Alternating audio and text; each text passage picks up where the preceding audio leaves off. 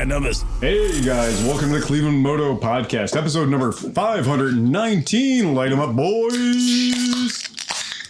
Or just tinkle your glasses if you have glasses that tinkle. Tinkle, tinkle. I got a very tinkly glass tonight. Once again, I'm on the Shanky's whip. Again, the whip. Perfect beverage Seems for the ClevelandMoto podcast. I'm a huge fan. To my immediately left, we have Dan Kroenke. Dan, what are you drinking tonight? Hard cider from Market Garden. And what are you riding tonight? My Tiger 660. Tiger I wanted to bring the R90, but I rode it into the ground yesterday and it started running for shit again. Oh, really? So, yeah, there's something's going on. I went to my shop and, I bought an R90 from your friend, Dan. Mm-hmm. And so I bought an R90, a white R90, and it was an interesting game of horse trading that went down. And I bought it because it's got the bags on it already. I always like the looks of those, and it's in white, which is my favorite color for an R90. And I haven't touched it. I parked that thing last year in October-ish. I parked it in the warehouse. I put a tank of ethanol-free gas in it.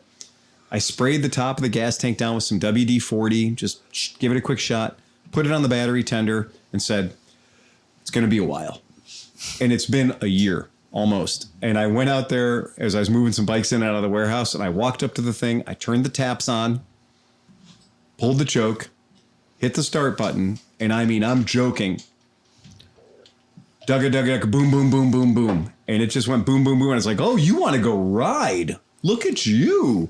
And then it proceeded to piss out the left carburetor at a rate I haven't seen around here in a very long time. As they will. So I decided not to take it out for a ride. Things a bit sticky. Something's a bit sticky, exactly. And to his left, we have Steve Sleepy. Mr. Sleepy Cinch. What did you ride tonight? My newly covered BMW. Fuck yeah, dude. It looks a little less like whatever that other one was. You have fucking knocked the boring right off of that motorcycle. Yeah. It looks cool. It's clean. That is nice. I'm learning a lot about rapping. You are learning about rapping. Well, apparently, it's kind of like a line form where a phrase follows phrase to the beat. It looks nice. Yeah, you're right. All he did was read a Russell Simmons book, and he's ready to go. That's it. Oh. And then what you drinking tonight? Crescent 9 seltzer. Okay, around the top of the can, there's no amount that you can rotate that can where I cannot read the words highly potent at the top.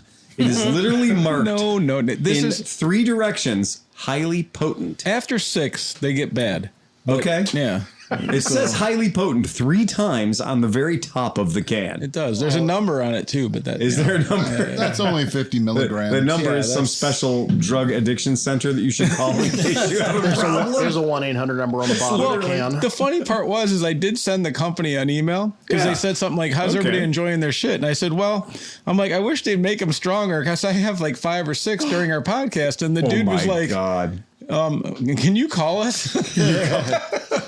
Do you know how phones work? Yeah. Because you have a podcast or a problem? No, I think the answer is no. I can't operate a phone right now. Sorry, buddy. Yep. Sorry, can't do that. That looks like a very terrifying fucking can right there. If I have to give you my honest opinion, fine. It's just a little. It looks scary. And to his left, Johnny Mac. And Johnny Mac, what did you ride tonight? I rode the Intruder. The Intruder. We're going to talk a little bit about Intruders later on. And what are you drinking tonight, Johnny? I'm starting off with a Lean & Kugel's Summer Shandy. Summer Shandy. And we're getting into that late phase of summer. To his left, Speedy Pete. I thought I'd knock this one off before we got into winter. Right. A good idea. Make sure there's none skip right over fall. hanging around. Oktoberfest No beers? pumpkin spice for John. I already had pumpkin last week. So Yeah, you just go with the Oktoberfest, though. I get some Brooklyn Post Road. And then, Pete, what did you ride here tonight? I rode my Honda Monkey. It's my dependable scoot about town. And it's the Monkey that has modified suspension. Oh, yeah. It's ready to go. It's a well-breathed-on Monkey. Yeah, it's coming up on 10,000 miles. And as me and Chris found out, an internationally loved motorcycle. Were you here last week? I don't remember. Was I here? Yeah, I was here last week. Okay. Yeah, because when Smith was saying it, when the Japanese people came in and said Honda Monkey, they were like, Yeah. Lost their damn Monkey-san. minds. Yeah. And then to his left, Sean Noel. Sean, what you drinking? I am in my verse era here because I have in one hand a berry vodka-rita. That is very Vodka-rita. And then in the other hand, some Shanky's Whip. Sean is getting You truly, sir, are about to get whipped. Split the diff. Split the diff indeed. And what'd you ride here tonight? My Vespa GTS 300. The Super Sport. Which, when you pulled in, I didn't know who it was because it doesn't sound like a Vespa anymore. Oh, yeah. It's because it's got the fun pipe on it now. Yeah, you pulled in, putting and pooting. The Aero upgrade. You put a fart pipe on it. And behind the bar tonight, holding the fort down, Tom Pennington. Mr. Pennington. What did you ride here tonight? It's still the V85. Still the V85. So we've answered all the trivia questions now. So Right. Yeah. So the V85 that Tom is riding is the very rare 5-speed V85. Mm-hmm. Yeah. And earlier we also have at the shop a very rare 5-speed Stornello. Yeah, that guy is cursed. He's fucking cursed. This guy can't keep 6th gear around. No. Yeah, this guy's met his entire life. This one customer has brought us 2 bikes and neither one of them have 6th gear.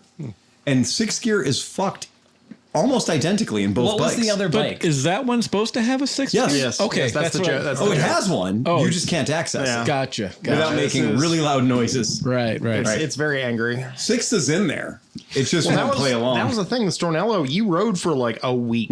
Yep. And the second he got on it, it was like, I don't have 6th gear So anymore. this is what bothers me is that after we reconnected all the things he disconnected to make it better, we literally went in and reconnected all of it. And when we reconnected all of it and let the computer do its thing, and he paid the money to have a map.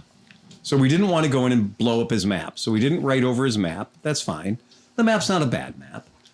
But we did have to reconnect the fucking Lambda sensors. Yeah. Let me tell you something. If you think that disconnecting Lambda sensors on your motorcycle or your car is going to make it run better, don't. Whoever told you that shit, they're not there to help you. That is a bad move to do. Well, let's just disconnect them things and it'll be fine. And let them hanging out in the air. Literally Then, left them dangling. Yeah. Left them dangling. We reconnected the Lambdas, reset the TPS, and I gently brought the bike back around to reprogram because a lot of these computers have what's called adaptive learning, and they will literally observe the way that you're running the bike, and they will make some alterations based on the way you're riding the bike. But if you're going to disconnect the battery for a while and you're going to do a TPS reset, then what you really should do is you should walk up to the bike, press the start button, and let the bike figure itself out. And you press the start button, you let it start, and it's going to be ragged as shit. Don't panic. Let it do its thing for about a minute or so. Shut it off. Go have a smoke, go have a sandwich, go have a drink, whatever. Come back, do the exact same game again. Turn the key on, press the start button, and let it figure itself out. Do that 3 or 4 or 5 times. Trust me, you'll thank me later. Then take the bike out for a ride. If you do that, you will overwrite the bad programming that's there from all the adaptive learning it was doing while the Lambdas were disconnected. What you're trying to do is you're trying to replace bad information with really good information and letting the bike find its own. Marshall Thompson says, my dad has a Stornello. The gearbox feels like it's mostly derived from a proper agricultural implement. How the fuck did he break that? So I'm Good gonna question. I'm gonna say something, and Phil's ahead. witness to this as well. Yeah. Google V85 6th gear. Right. Yeah, and stand back. Your computer's going to explode at you. And after you get to the 4th page, Right. Gucci had a bit of a problem with the first run of V85s that came out, where apparently they were allergic to oil at the factory. So somebody, instead of putting in like 0.7 of a liter of oil, put in like 70 cc's of oil. So these bikes all came out of the factory with not nearly enough oil in the transmission, not in the motor. Keep in mind, a Moto Guzzi's got 3 different holes you put oil in. It's got a motor hole. So do I. A motor hole, right? It's got a transmission hole, and it's got a final drive hole for back at the final drive of the motorcycle, which Guzzi and Italian companies will confuse you because they call the transmission, they actually call the final drive at the back of the motorcycle, they erroneously call it the transmission. The gearbox is the oil that's in the middle. So they were not putting enough oil or almost any oil in the gearboxes in the transmission. It's in height. And that caused a lot of fucking problems. And I'm almost deadly certain that this bike is one of those bikes. Gucci won't admit to the problem necessarily, but they do sell a kit, Tom found. Oh yeah. So how fucking hilarious is it? There's not a problem, but we made a kit. Well, there's an entire retrofit kit. Which Exactly. I was like, all right, cool. What is this going to cost? Right. Yeah. And it's all been superseded. What does the kit entail? Second gear, sixth gear, all the dog. I think all the shift dogs. And then there was a change in the output shaft seal that you're also advised to change at the same time. Since you're there. Since you're there. Since you've literally broken your motorcycle in half to fix it, you might as well go ahead and fix this too. Oh, The same. Since you're there. Right. Hang on. Since you're there. No, the same cannot be said for the V7 Stornello, because in my entire time of V7s, and we're talking about like over 1,000 V7s, that I have never seen a V7 with an unattainable sixth gear. weren't they mostly 5 gears for a long time? V7 Mark 1s were 5 gears up until about 2015 or so. And then they switched over to Mark 2s, which then brought in the 6th speed in the transmission. Good question. Does this apply to the new V85? No, apparently the new V85 is they sorted this shit out got it sorted. 4 years ago. Right? Sorted out. Yeah. So it's well sorted. But The problem is this is what a 20 or 21. Yeah, So I it's think so. real. Like it's a real It's early real number early. too. yeah. Scott Dennis says, "Hey guys, missed the opener, but here with Mac and Coke. Ready for the KLR talk." Mac and Coke. So this is, and I will say that once you know that the V85 sixth gear problem exists, now if you had a dealer that caught it in the first, like right off the bat, and you didn't drive the bike, and you got the oil put up to the right levels when you only had a couple hundred miles on the bike, you're probably going to be okay. But if you put 10,000 miles on the bike with not nearly enough oil in it, then you're probably not okay. You're probably totally rat fucked. So the funny thing was, Tom had done, you'd relambed it. Yep. You'd corrected all those issues. Yep. You'd done the clutch lubrication on the pivot arm for the clutch actuator. You'd done all the things that we know to do. Readjusted the clutch, sent it out, and I rode the bike for about a week. And when I tell you that I was not kind to this bike, because I wanted to make sure that the bike could do the things it needed to do. So I rode it in the way that I tend to ride bikes, which is like, I'm not being unnecessarily abusive to the bike, but I am getting everything it's got out of it. And I didn't have a problem with it. Hilariously, it responds to a firm hand. He does not have a firm hand. So when he got on the bike and pussyfooted around with it, and that's the best possible term I can come up with it, he goes out, rides the bike, and he doesn't get sixth gear. Now I've ridden this thing back and forth to work at 100 plus miles an hour using all of the sixth gear, multiple occasions. He tries it, no bueno. So yeah, sometimes two different people ride bikes in different ways and you get different reactions by the motorcycle. So he went out and rode it. Then I went out and rode it after he rode it. Nope, not good anymore. So so we got to do a sixth gear in a Stornello now, to be more correct. What year is that? 2016. Same-ish. Okay. Oh, older. Yeah. Yeah. So it's not a brand new No, one. it's a 16. Oh no, these are 10 plus years old. I contacted Piaggio and they were like, Why are you well, calling us about old "What are bikes? you doing?" Right. Yeah, good luck. MotoHop has a good question. What is the service interval for gearbox oil? Okay, good question. So there's opinions and then there's oil analysis. In a motorcycle, it has 3 different oils. You have your oil that sees heat. That's your motor oil. Your motor oil sees heat. Your motor oil will tend to be, and we're going to work in the extremes here. It'll be somewhere in Kromke's brand new Vespa, 0W30 to probably a 10W50. Or if your motorcycle is a giant V twin, Harley Davidson, 20W50. Or if it's an ambiguously curious V twin, it could have 10W60. Just 0W30. Tell me exactly what that means. I mean, is that it's 0 at room temperature? At room temperature. And when it warms up, weather. it goes up to 30. Mm-hmm. Okay. So W actually stands for winter. Yep. Right. Right. Yeah. In that thing, it's not, W doesn't stand for weight. It stands for winter. Right. So the idea would be that in the cold environments, it's zero weight, meaning the motor starts very easily because the oil is as thin as water. Right. Right. Well, exactly, because it's related to water. Water is also zero, and then 30 weight or 30, what we call 30 weight oil is 30 times more viscous than water. Exactly. Why is it so important to have water in your motor when you start it up the first time? Like, just so it flows and gets through everything really quickly, and then so it can go to the dangerous spots.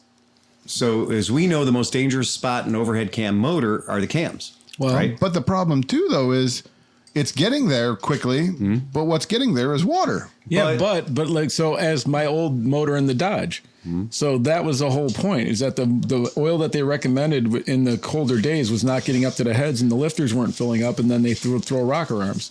So when I got it to work, and it actually drove to Mid-Ohio a couple of years ago on the old motor, that's because I filled it with OW40 or whatever, like the new trucks did it. And so then that point when I started it, it shot right up and it kept the lifters going. That's the joke about filling Miatas full of kerosene when they start rattling. No, it's true. You fill it full of kerosene, drive it around the block once, bring it back, shut it off, drain it, fill it back up with regular oil in your oil change. And it clears out the hydraulic lifter. They've joked about this for ages, and I was like, no way. Wow. Wait, And what then are you filling in? ATF? You literally put kerosene into the engine. Oh. You can use ATF. ATF's a little too works thick, too. but kerosene's perfect. Or diesel, probably, or something. But you put like a cup or something full, and not like fill up the whole motor full of kerosene, but you put a cup in it, and it thins the oil out so much it clears out the crud. On every vintage engine that I would rescue from a guy's garage that had sat for 20 years or whatever, and I'm going to go way back in time to say motors that have slingers, right? So the oil filtration system is a centrifuge that doesn't rely so much on a paper element filter or multi-layer filter. It relies on centrifuge. And when I tear those apart and you find that they're all full of crap and, dead dinosaurs. Debris. And you clean them all perfectly out. Keep in mind that the little tiny passageways that go to the top of the motor are also full of that shit. So what I would do is when I got a motor all together and I was happy with it, like it's time for its first start in what might be 25 or 30 years, I'd fill the crankcase with kerosene. So I fill the crankcase with kerosene and get the thing started on starting fluid, which has top end lube built into it. By using starting fluid instead of relying on the carburetors to run it, I know for a fact I'm essentially two-stroking the vehicle by giving it the lube it needs on the top end. So even if the lube doesn't make it up the tubes to get to where the lube needs to be, I'm providing it with its own lube in the form of the top-end lubricant that is in most starting fluids. As wild as it seems, starting the motor on starting fluid, it is actually incredibly safe because it has the lubrication built in. So that would be my system for starting up a motor that's 30 years old or 40 years old. Hasn't run for a very, very long time. You run it that way, and I would just get the thing up to operating temperature on the kerosene. No load. I'm not trying to use the kerosene to lubricate the clutch or anything that oil would have to be there for. Just normal idling. Just basic idling. A little revvy here to get the pressure up. Moving, yeah. And then what I'm going to do is I'm going to, on Honda motors, I'm going to take the little peepers off where the valve adjusters are, and I'm going to make sure that we have oil coming up to the top where the valve adjusters are. Oil, in this case, kerosene, right? Which is actually really easy to spot. If I have that cycle going on, I know that the kerosene is doing its job and it's cleaning out all that shit that made it past the slinger. Unfortunately, a lot of people that have motorcycles that have slingers equipped think that the thing doesn't have a filter, or they think it, that the slinger works forever, and they don't know how you clean it out or that you can clean it out. So invariably, when I use the kerosene trick, I'm always shocked at how much crap comes out of the motor after I run a couple of heat cycles on it with the kerosene. And then I drain the kerosene, and it's literally full of what looks like somebody cleaned it out of the bottom of their wood-burning stove. Well, it's clutch material. Everything. It's bicarbon, all kinds of shit. And it's all good stuff to not have in your motor anymore. Correct, yeah. So everything that you see in that kerosene when you drain it out, good job. That's not in there blocking your oil passageways anymore. Then after that, I'll switch to whatever the manufacturer's recommended sauce is before I take it out for real test rides, for real running. Because kerosene does not, it's not what clutches crave, right? Yeah, it's not what clutches need. So go ahead. Our listeners are just they're nailing us with questions, and this is another good one. So Marshall Thompson asks, "What's the break-in? I'd be for a gearbox. I'd be surprised if the initial break-in in service wasn't supposed to include checking levels of the gearbox oil, etc." Right. So yeah, that is good. Like I've never had a brand new shaft-driven bike. So what is the procedure there? So back to his original question. Sorry while I slaughtered this bratwurst. No. So delicious. But anyway, if we're talking about a motorcycle like a Harley, we're talking about a motorcycle like Moto Guzzi that has 3 different oils in it. Keep in mind the boom boom oil, the oil that is subject to fire and heat. That oil, yeah, you better fucking change that oil, right? Because one, the factory probably sent it out with something that I like to describe as less than. Okay. The factory may have sent it out with, what do we know about Chinese oil? Don't trust it. Yeah. Right. Well, even not Chinese bikes will put a grade of oil in the motorcycle from the factory that they will call break-in oil. And in your owner's manual, it will say first service 600 to 1,000 miles. Good. That oil should be changed 600 to 1,000 miles. Absolutely, positively get that shit out of there. Now let's talk about your gearbox. Now in Japanese motorcycles are unit constructed engine motors, UCE. The gearbox oil and the motor oil are the same oil.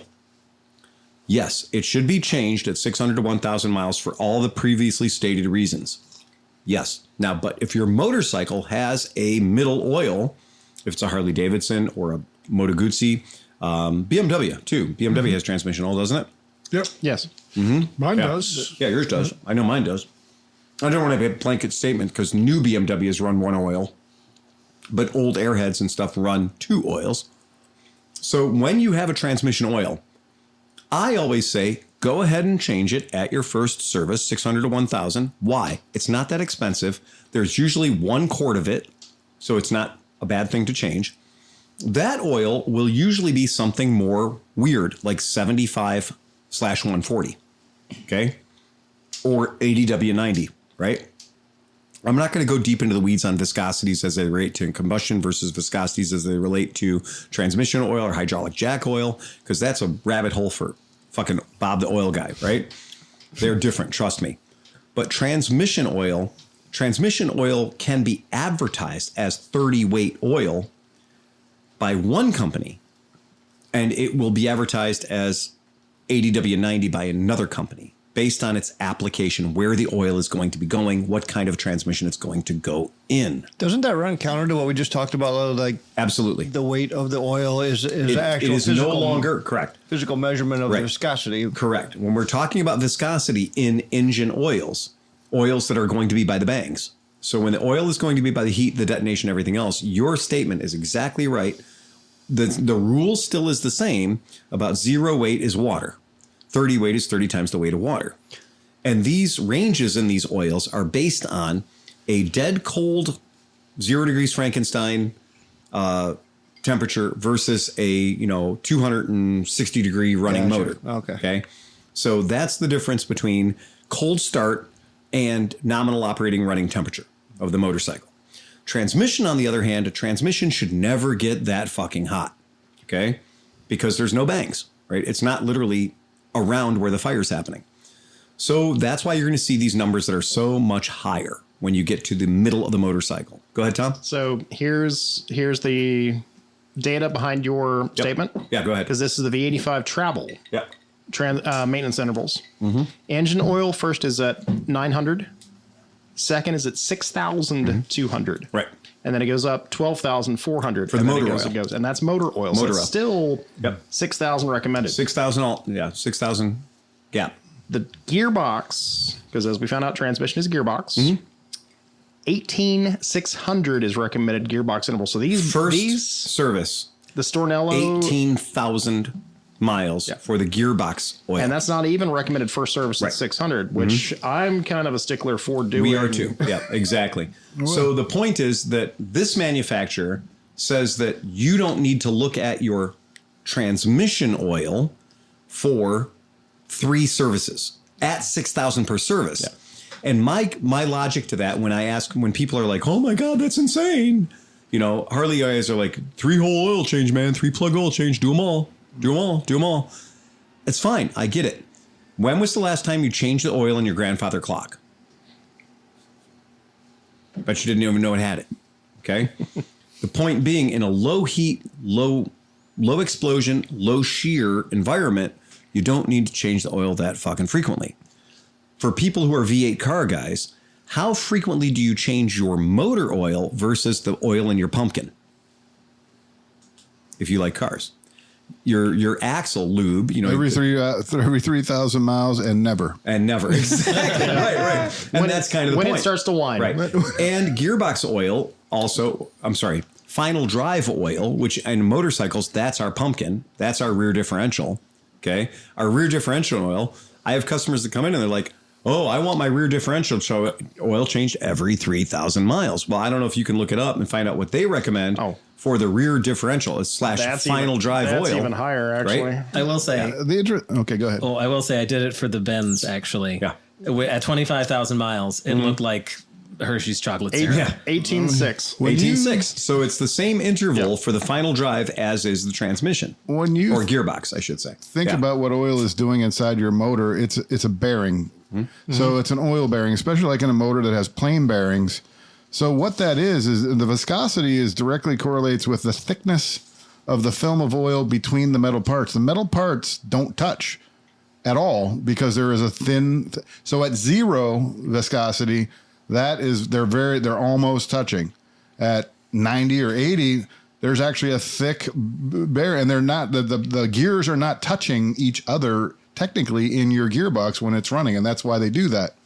So 90 weight keeps it's actually because you can't compress a fluid. So that little film of oil, when the gears are actually all the friction is in the oil. It actually increases friction, but it's all there's none of the friction is between the metal parts. It's all in the oil. So it transfers the force, but not the friction. Correct. So it's basically like hydraulically transfer the gears. It's a hydraulic transfer so that they're, one is actually it's almost a hydro drive technically because that's exactly how an oil pump works too. If you think about it, the gears spinning there. Absolutely. That's why your grandfather, when he comes out and he's going to go on his ride on his BMW, that's why Grandpa says, I start the motor and then I put my gloves and my jacket and my helmet and everything on because he doesn't want to engage the clutch until the oil's up to operating temperature.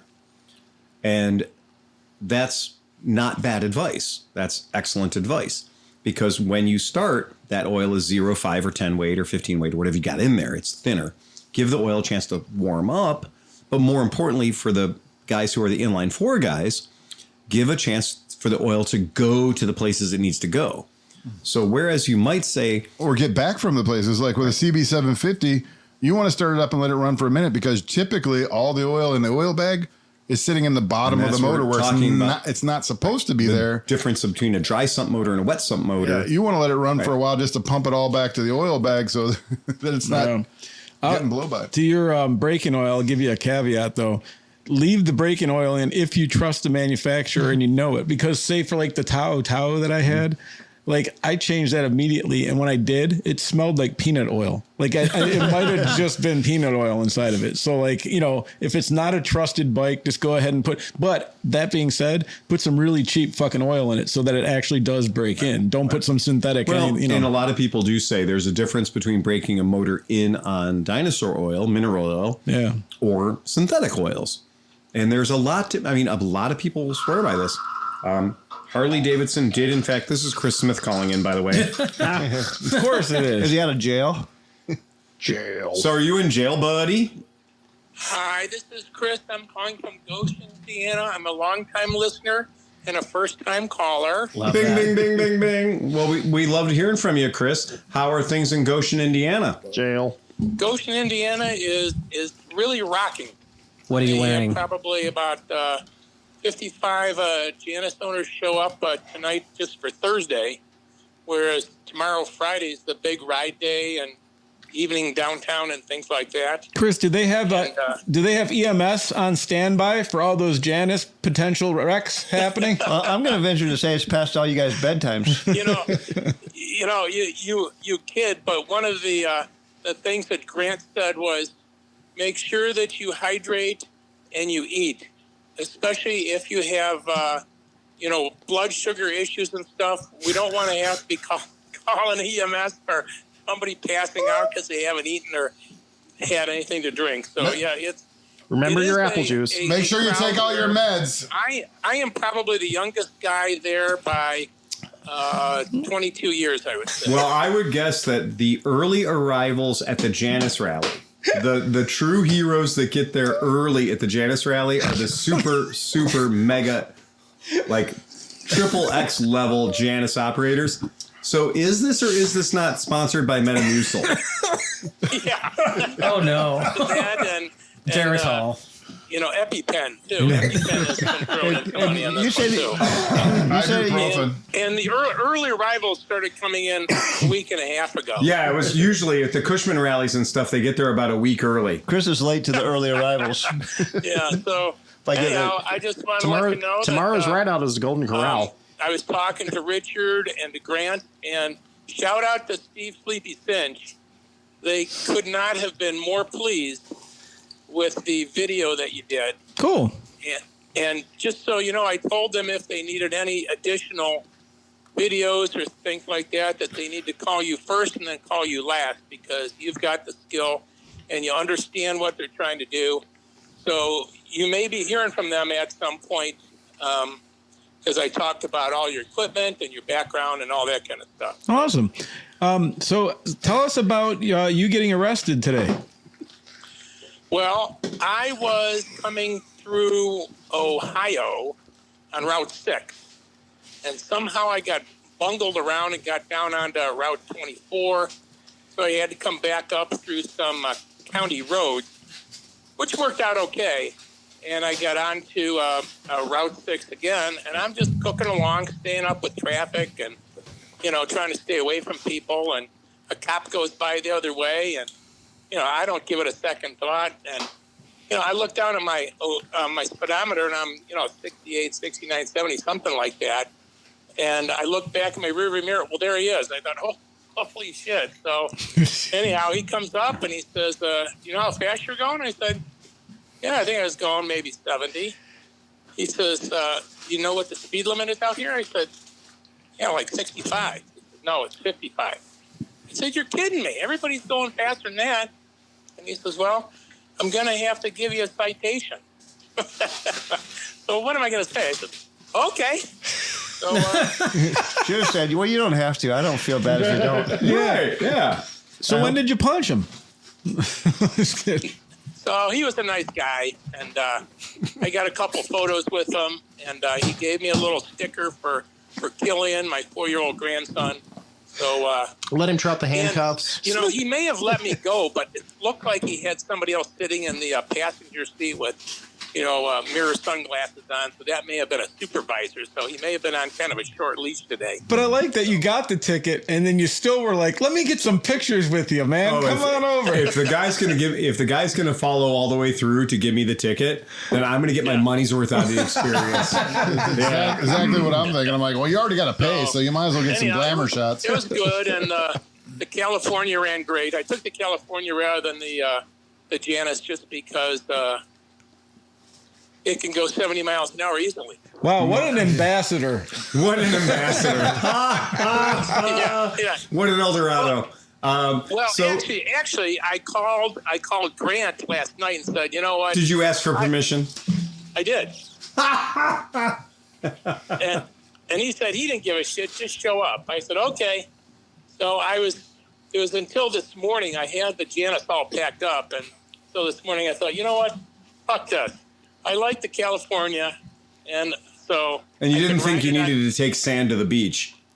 He didn't make it to the Moto Guzzi rally a couple weeks ago, so I figured he'd make his own. I parked it in the back of their parking lot so it didn't stick out so much, but I had 4 or 5 people come up and ask me, what is this? You say it's the new Janus 1400? Yeah.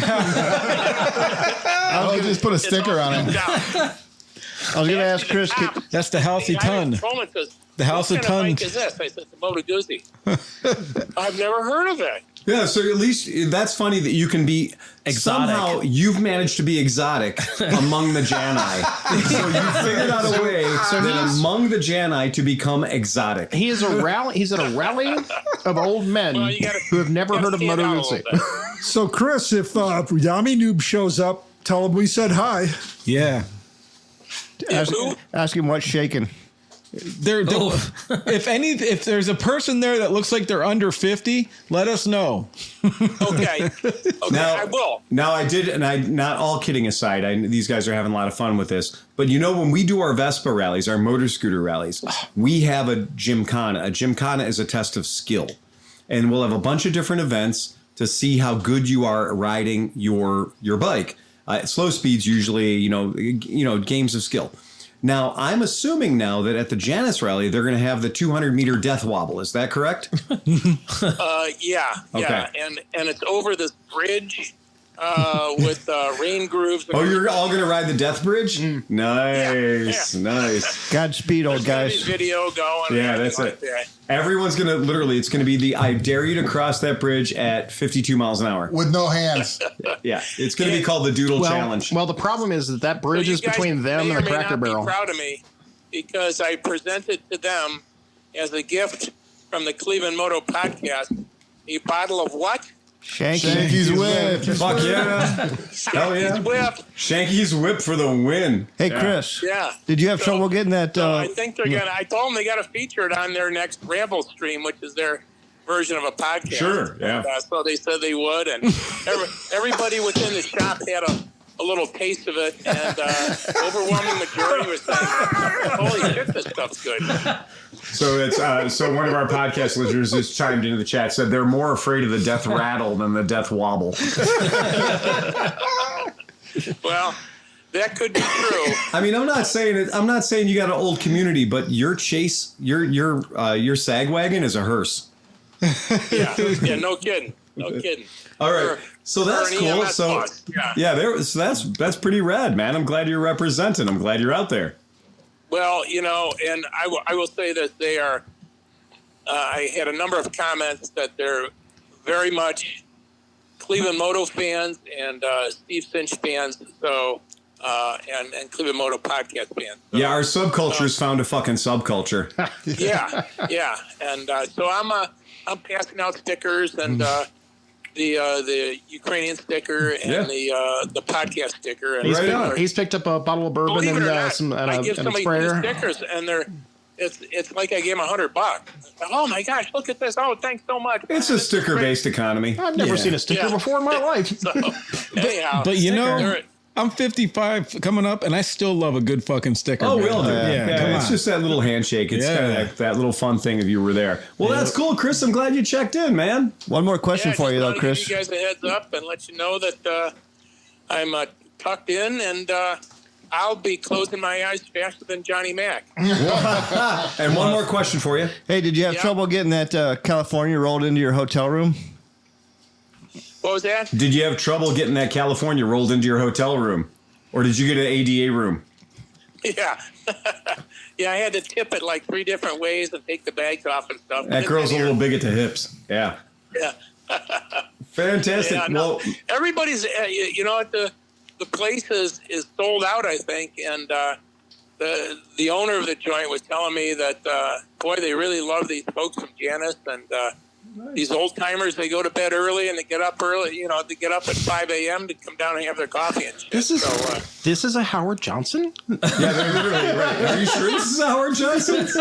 Yeah. Well, that's good. Have a great time at the Golden Corral tomorrow. Yeah, exactly. That's good. Well, that's good. Give everyone there our love, and we're super happy you went down there to represent, man. All right, guys. I'll see you later. All right. Metal Fresh and I are going to the Hearst Fest tomorrow. It's a little bit of a different scene. No, it's the same scene. Ride fast and take chances. Ride fast and take chances. Ciao. Tanuki says drink. Yeah. All right. Well, thanks, Chris. Thanks for the call in. Ciao. Bye. Well, that was Chris Smith signing in from the Janus rally. The smell at the Janus and that was Hearst rally live. is the same. Shit. That was live. Retroactive. What? Retroactive breaking news. Drinking news. We have all these effects now. We just don't know when to use them. Yeah. Well, that was great. Hey, while we're giving shouts out, Yeah. I got a couple guys I want to recognize are out there. My friend Timmy B down in Myrtle Beach, South Carolina, said he's tuning in today. So, oh wow, shout out to Timmy B. And then my friend Jeff that lives in Lakewood had a little minor mishap this week, gone down Hogsback Hill in Lakewood. Oh, no. A raccoon ran out in front of him. Kidding me? Tanuki's evil brother. Oh, shit. And there's a little kink going down. Hogsback is Hogsback. Yeah. And What's her name? Tanuki-san. That's what he was looking for. And he drove off the road. Right. Just when the bike unweighted the suspension, this raccoon came run out like a family of them, and he hit one square on and put him on the ground. Damn. And he was on a sizable bike, a Kawasaki. Was he going up or down? Down. Oh, okay. Yeah, Hogsback is like literally 37 seconds of a good road. Yeah. Yeah, it's 37 seconds. Like if that road were 20 minutes long, it'd be the greatest road in the world. I always like to go full power on the way up. Oh, everyone. Yeah. Hey, we got on one wheel. We got a good question. Yep. Would you guys recommend a California from like 2007? Oh. So what year is Smith's? Isn't his a 6? No, his is later than 14. Oh. Okay. Yeah. So the Calis became 1400s along about 2014 or so, right? Yeah. I'm going to look it up. I'm going to do some little on-the-fly fact checking. It's still the EV 1100, but it's the later one, so I think it's after the Hydrofix. Yes, the Hydrofix is all done. Yep. So the real deal is going to be if the California you're looking at, so it came out in 2014. Yay! I should know. I fucking sold them. Yeah, if I didn't know that one, that's bad. So, they came out in 2014. And it's easy to remember because Mnemonic Advice is 1400cc bike, and it came out in year of our Lord 2014. All of the Californias that existed before that are going to be the 90s and early 2000 noughties bikes are going to be 1100s. And then prior to that, the Eldorado, which was a California Eldorado, was an 850, right? So there's the Ambassador 750 4-speed, the California Eldorado 5-speed 850, and then they became the 1100s. Tom, can you think of a Cali that wasn't a 1100 that was like a 1000? Was there one? Californias? Mm-hmm. Oh, yeah. Well, there used to be the old 700s and 750s were back I know in that, California. but I was saying, was there a middle one? Because it was 750, 800s. No, because they skipped from 850 they did, to 1100. Okay, that was where it went. That was that weird period where the California 3 was the fuel injected. Correct. Well, it might have been 1000 instead of 1100.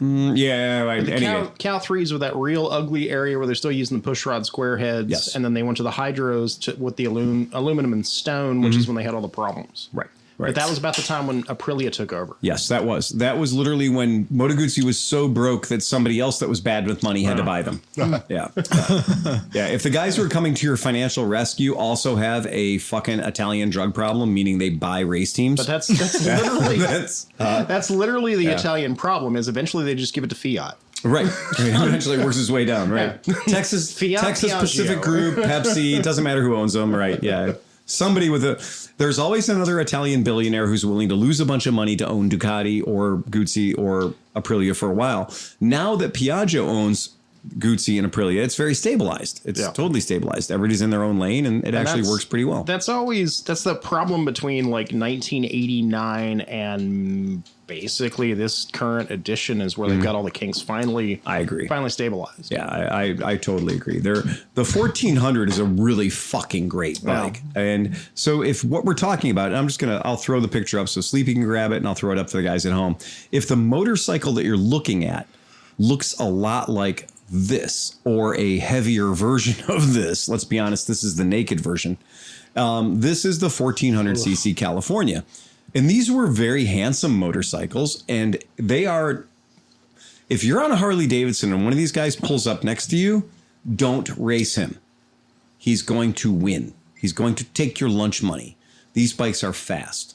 California 1400s are fast motorcycles. In their Eldorado trim, in their custom trim, in their touring trim, they're fast motorcycles. They do have a thing about putting the power to the ground real damn fast and also carrying it up you get respectable run out on these motorcycles. There's not been too many chances where I've had a Harley Davidson CVO pull up next to me that brags about being, 108 cubic inches and a whole lot of extra money spent for gold keys and had any chance at hell of keeping up with me. These are fast bikes by cruiser standards. They're very quick bikes. And they're really comfortable bikes, and they actually handle remarkably well. And they weigh about 1,000 pounds. Nope, they don't weigh 1,000 pounds. Oh, no, I had to deadlift that even one. Smiths didn't weigh that much. It's a joke. Tom has a tendency to say these things, so then people take them to heart. No. It's about four. It's probably 300-ish, 3-4. It's not. It's a little heavier than Wait a second. That's more than 3 or 4. No, it's a pounds. 600-700, but it's not 1,000. Let's just get the actual number. 701 pounds. I was going to say, it feels about the same as my Africa Twin, but the weight is way lower. 1 pounds. Right. So that's one of those things. And by the way, the touring version of this bike, the California Touring, weighs 42 pounds more. So it's still not even close to the 800-pound magic number.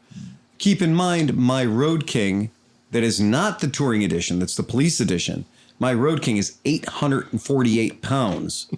And that's the stripped-down Road King. So it's 150 pounds more. I think the Springer is like 2,014 pounds or something. It's big boned. It is big boned, right? Yeah. That is is a great statement. It's like, it's a big bone motorcycle. But that bike, man, like, so when I rode Smiths a couple times, you don't realize, like, that Traverse remounted motor, when you give it when you're at the light and you just give it a whoop, that bike goes whoop, and the first time it does it, it's like, holy shit. The whole idea, if you don't have a Guzzi in gear, or if you have a BMW not in gear, and you crack the BMW or a Goldwing or a Guzzi, and you're the first time you've ever done it, and the crank stays stationary and the motorcycle turns around it. Yeah. It's wanting to. That's exactly what it's wanting to do. It's fucking terrifying, man. So would anyone like to guess the Kawasaki Concourse 14, which is exactly the same number of cc's, but is a sport touring motorcycle? Would anyone like to guess what that thing weighs? I'm going to say the same weight class, 700. 690. Yeah. So the Cali 1400 is not a particularly heavy motorcycle. It's just what it is. I was very surprised when they showed up. I was expecting it to be a 900-pound bike based on how wide it was when it showed up. It's damn near the width of a Honda Civic when you get the California touring bags on and the crash bars and everything else. You feel protected. Oh my God. Jesus Christ, it's got a lot of width to it. And today we have one at the shop that's just the custom, just the normal one, just the normal one. And it's not 5 feet wide. And it's like, oh, this is so nice to be able to fit down the hallway. It fits down the hallway. It's svelte. We don't have to move 6 bikes to get it down the hallway. It's really funny how different the bike is when it's not just dressed up. And I think to me, that's one of the craziest things is how wide they went with that thing. And that's my chief complaint about it. Tanuki. The number one competitor, drink for the Tanuki. At the time, the number one competitor when it came out for the California 1400 was the Harley Davidson Street Glide. It is 866 pounds. That's 160 pounds more for less horsepower. Anytime something weighs that much more and has less horsepower, it's not going to be so much fun to ride. But it is the Cali 1400 is legitimately for a fat girl, kind of a quick girl. Yeah, chubby girl, but she gets the fuck out. She does a good job. Remind me, it's still in production, right? No. Oh, no. 1400 could not meet, what was it, Tom? It couldn't meet Euro 5? Probably, right? I don't know which Euro they're on now. I think they're getting into 6 now, right? Yeah. So they couldn't meet Euro 5, so it did have a rather short run. Oh. So, yeah. Well, you'll notice that all new Guzzis are very small. Yes. Like they're very svelte. There's no big cruiser anymore. There's no big anything anymore. It's all down to tiny little bikes. Because even the V100, which is the big sport bike, is still only 1,000. Yeah, and it's a smaller 1,000. Marshall brought up a good point. The Cal 2 was a 1,000. I actually had that motor in an older frame. There you go. They, like I said, they played around in the mid 80s with everything, trying to make something work, like the G5s and the 1000S, the 1000 SP, all the crazy shit they did, and then they went bankrupt. I have a blind. Well, they didn't. So I have a Moto Guzzi blind spot. Yeah. So I have a Moto Guzzi blind spot between like 1983ish Yeah. and 2012. Well, basically, they're all T-frames Yeah. with a lot of ugly wrapped around them. Yeah, and I And really then the do. 1000S we didn't get. Yeah, and honestly, you know, even when we talk about like exotic race bikes, Battle of the Twin Series and stuff like that, I just didn't care for them, and I didn't like anything with the Cali Le Mans 1100 gas tank. So, MotoHop says Euro 5 Plus is current and eventually Euro 6, but it hasn't been announced. Yeah, so that's the reason Vespa lost 2,000 RPMs out of its bike. Yeah, that's an interesting thing. And that's, one of the reasons why everything has changed is Right. because the Europeans are like, no, we're actually going to give a shit and try to fix all this. And Right. the rest of the world is like, we're going to go back to just burning uranium and Just straight to the uranium. And if you're at the shop, so if you are working at my shop where we work and you're out in the front of house, there's two noises that we hear all day long, and that's sirens and exotically loudified cars and motorcycles. actually 3, and one of them just went by. What was that? Airplanes. Oh, airplanes. Yeah, we don't get the airplanes aren't too loud. It depends on if they're right. taking off or landing. Right, that's true. So that's one of those things that I can understand why European people are starting to take it seriously about the noise part of emissions. And they are coming down hard on the noise part of emissions. That's why we ban sirens. Yeah, this is I would personally Bastards. I am, oh God, I am the point now where I can tell you what city's equipment is going past my shop, and Lakewood has the most illegally loud fucking sirens. And they're always rolling. I have never seen an ambulance move as much as I have seen Yeah. Lakewood roll. Cleveland ambulances have dual drivers. Yeah. They're extra loud. Yeah.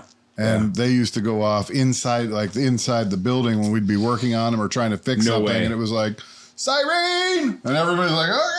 Oh shit. They're like, oh my God, it was awful. Yeah, they don't give me that noise when I'm Holy bent over a shit. goddamn bike in front of my shop. Oh my! And I'm in there and I'm holding like a flashlight in my mouth and wrenching each hand and trying to do some intricate fucking operation level surgery. No, But under a gas tank. Do you remember doing the podcast with the headphones Oh on? my God. The first time we were Yeah. out there with headphones and them fuckers came by and it was like, fuck. Jesus Christ! the worst was if you were working on a fire truck and you'd accidentally hit the pedal on the floor for the mechanical siren.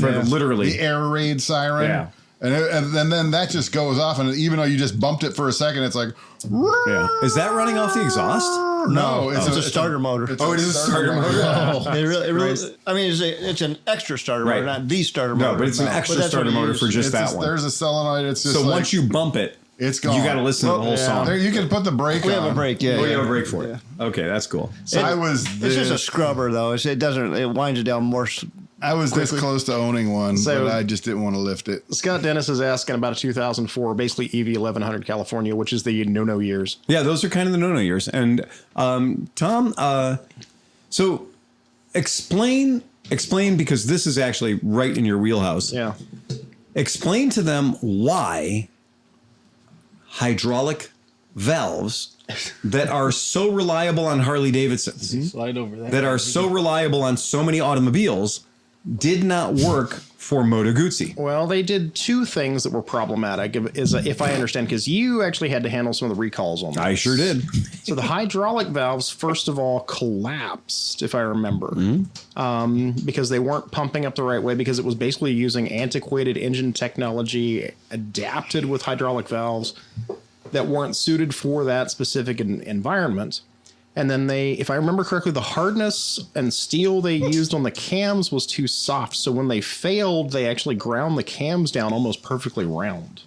And that is a failure that we talked about in other podcasts about the failure of diamond-like coatings. So, Y'all getting close? everybody. So diamond-like coatings tend to be a fail point in General Motors engines. Toyota has had the problem, Moto Guzzi, KTM. A lot of people have had a problem with diamond-like coatings. And here's my thing. When people are like, it's diamond-like. Like, It ain't fucking diamond, okay?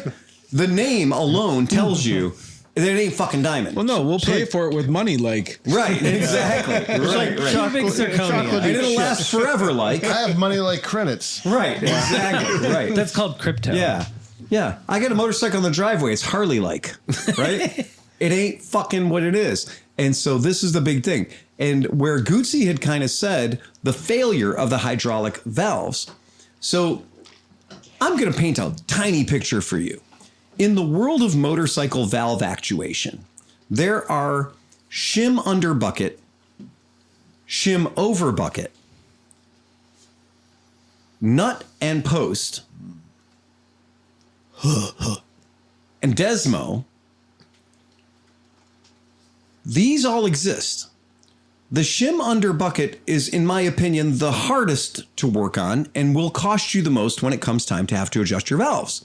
And if you have 24 valves, Mr. CBX, you're going to be here for a while and life's going to suck and it's going to be awful and they're going to charge you whatever they're going to charge you and you got to fucking pay it because you chose to have a 6-cylinder motorcycle with 4 valves per cylinder. That's the way the life works. But if you were lucky enough or smart enough to buy a motorcycle that has a valve adjuster that is literally on the side of the fucking motor, like a Honda 150 scooter and a couple other bikes and vehicles that exist. BMW, Moto Guzzi. You literally have an adjuster that you can adjust while the motor is fucking running, should you choose to. You can do that. Now, the Honda scooter engine has literally moon-shaped keyhole slots on the side. You loosen up a 10-millimeter nut, and then you can move that cocksucker while the engine is running, go to a place of the least noise and lock it down again. And congratulations, Mom, I just adjusted my first set of valves and I didn't even get my hands dirty. It's a concentric lay shaft, and that's on the CB350s and 450s too. You got it. So you're just moving the pivot of the rocker to adjust your thing. And it's like on the CB, like those little things on the side, you unloosen them, you turn it like this, like that, whatever. That's, yeah. Where was that advice when I? You didn't tell me that you could be running, so I did it the hard way and did it. You just do it according to the book. Is that on your Aprilia? No, it's not on your Aprilia. No, it's not on your Aprilia. The Honda scooter Talk trick. about being made of Swiss the Honda cheese scooter or trick is a brie. down and dirty thing. It's not supposed to be running. Right. But It's not it can supposed to be be. running. No, it but can that's be. fucking brilliant because, like you said, you just turn it till you hear the least Right. noise. Yes. That's what I'm saying. That part of it was brilliant. And I'm pissed that you didn't say that before. Hey, Sleepy? Yes. If you've ever done the valve adjustment on a Dodge Slant 6, Yeah. you do it while it's running. While it's running. Yeah. Well, I haven't So, done it. anywho, but okay, I'm going to get back. Let's And go it's the back to same class, way. guys. Back to Yes, class. yes. Okay. So, outside of that, very few motorcycles can actually have the valves adjusted externally. Okay. However, with Moto Guzzi and with BMW's old airheads, you literally just took the valve cover off. You moved the engine to an indexed point where there was either a window that you looked at a thing on the flywheel, etc. Top dead center on the left cylinder. Bingo. And you did what the owner's manual told you to do, because back in the old days, the owner's manuals actually tell you how to do this. You would do that. You would adjust it to where it said. You'd put something like the thickness of a book of matches or A the go, little if you have a perfect thing, it's a go no go. a go no go. You literally would have a piece of metal that they gave you in your toolkit that you would slide in under the post, and that would tell you the correct amount of valve lash, before you lock down the nut. Yay! And if it slides in and out easily with just a tiny bit of friction or stiction, you knew you had it just right. Now, Guzzi had that. Guzzi had what, in my opinion, is the second easiest valves to adjust on planet Earth.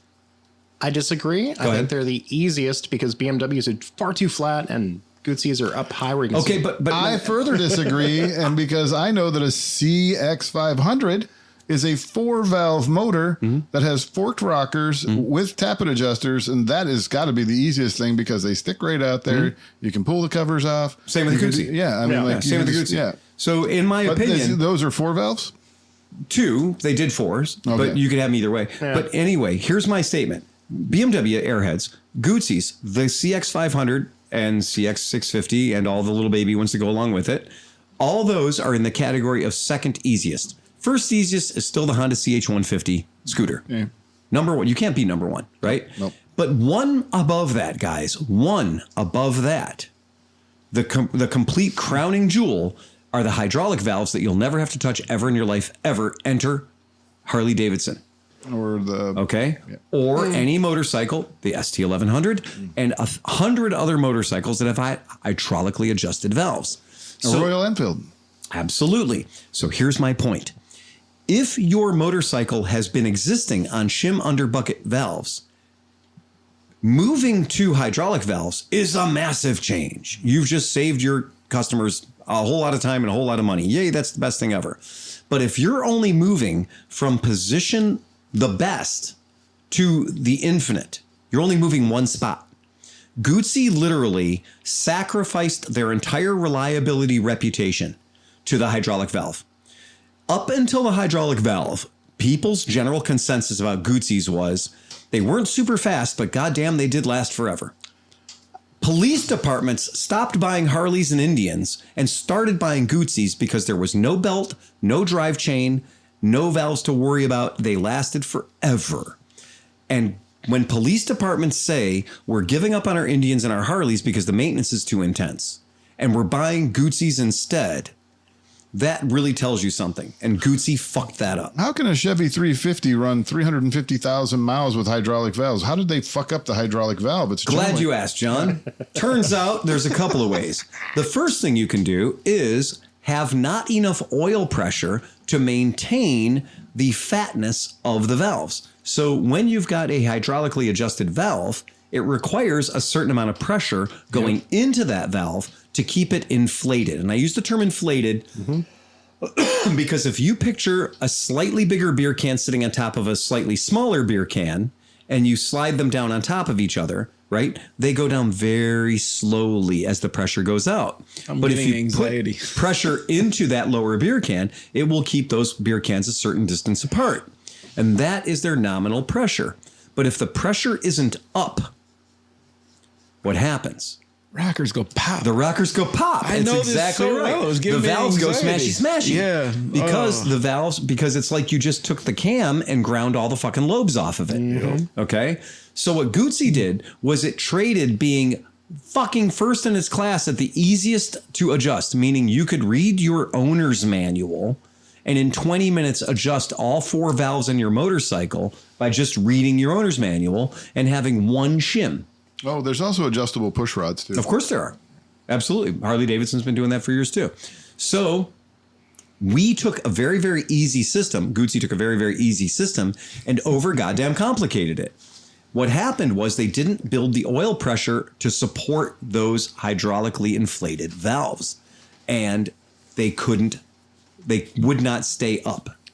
Hydraulic lifters. Hydraulic lifters. Yeah, exactly so right. You need to keep a certain pressure in those so they don't have to inflate it every time. That's right. They have like anti-leak down valves in them. But if they overpressurize, then it's like just having a solid rod in there. Solid. And that's the difference. You have to dance the dance. You have to dance the dance of having enough pressure but not too much. And many, many companies have figured this out over and over and over again. Guzzi took a perfectly good system that was reliable and only required occasional adjustment. And if you owned a 10 millimeter spanner, you could do it yourself at home, right?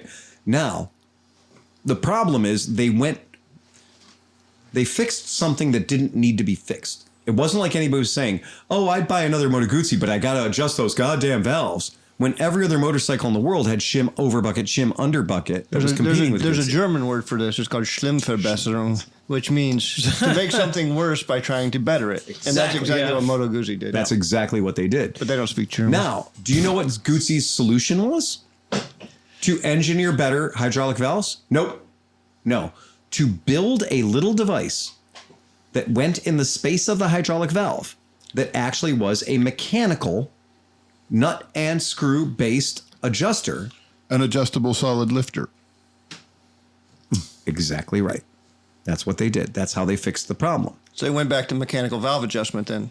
They certainly did. And then you could take the sticker off your bike that said hydraulic valves, and it wouldn't scare people away from buying it anymore. Actually, I think it was Valva Hydraulique. Vavole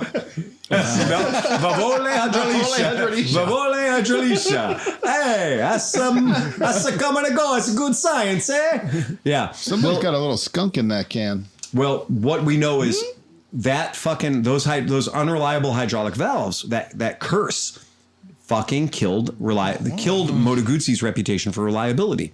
And we know that we have seen these motorcycles with these condemned dangerous valves go 80 to 90,000 miles for people that rode the bikes a lot, changed the oil frequently, and you did run a much thinner oil. So tell me about the rollarization thing now. Oh, God damn it. I mean, way to go, John. Or let's not even. Okay. Next subject. I'm cool with just going on. I'll give you the fast. So the 8-valve system that Moto Guzzi came out for its 1200cc motors used little tiny push rods. And they didn't function as normal push rods adjacent to the cylinders from the bottom crank all the way up to the valves. They were adorable little push rods. Pushing from where to where? Pushing from the bottom of the head assembly to the top of the head assembly where the little rockers were for the valves. Okay?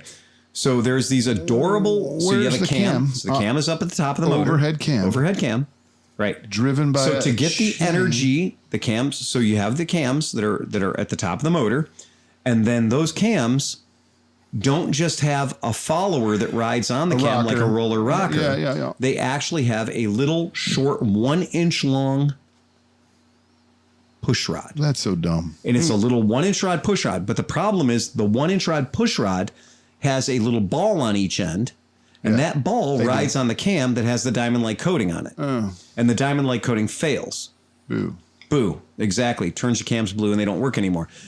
So what Guzzi did was they overcooked it, was they made a roller. They did what's called rollarization, where they made roller rockers that will last forever, and roller rockers are vastly superior anyway. Correct. I was going to say, so even if you had that ball rolling on the cam lobe, that's still point loading it. It's point loading it. And it's not a ball. It's not rolling. It's not rolling. Correct. It's the shape of a ball, but it's not like a rolling ball. It's a ball that's welded to a 1-inch long rod. Yeah. And there's a ball at each end.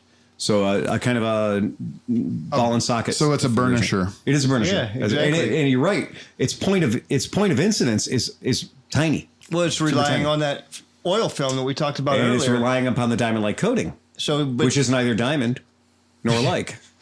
Let's just say when you first cold start that bike, it's got to pump the oil up through those push rods. This is where we think a lot of the problems happened, was that a lot of bikes that don't get ridden a hell of a lot, they get a lot of condensation in them. And the condensation milkshake effect is a lot of the water stays at the top of the motor, up in the valve, up in the heads. And then the oil will eventually go down, but the moisture, the air, the moisture saturated air stays at the top. Emulsified. Thank you. And that milkshake product at the top does not prevent corrosion. And iron oxide is wicked at going through most things. I would bet that there was not oil going through those little 1-inch push rods. It was probably oil coming out of the crankshaft or camshaft, and maybe some oil going through the rockers, but probably not. It's got to get there somewhere, though, to the face of the. Well, I get it, the cam. But you're right. How would that oil be getting pressurized in that little 1-inch? To not go into a super deep dive on it, because it only matters to Matt from Moto Hop, because he's recently bought a kick-ass Moto Guzzi Norge. So yay. So has it been rollarized? I believe his is. Okay. I believe his is a safe motor. And honestly, there's so much anecdotal evidence of people that have had the non-rollarized bikes that have lasted a really, really, really long time. Okay. It's probably okay. Well, now, the danger is that the kits are no longer available. The Gimme V, well, no, Matt says the 8Vs are available, but they're overseas and they have to be shipped in. They're fucking expensive. So remember, there's 4 kits. That's true. Okay. And I have had good luck getting 2 out of the 4 kits in the past 2 years. Yeah. And I've had 0 luck getting the other 2 of the 4 kits in the past 2 years. So maybe if you have one of the questionable motors, just run it all the time. Don't let it sit. I would say that would be my technique. So my technique, if somebody said, hey, I'm going to sell you a Grezzo tomorrow, it's the right color, it's tenny green, it's got a brown leather seat, it's all the things you love, it may or may not have been rollarized. I don't ride the bike enough, so I'm worried about putting 20,000 miles a year on it.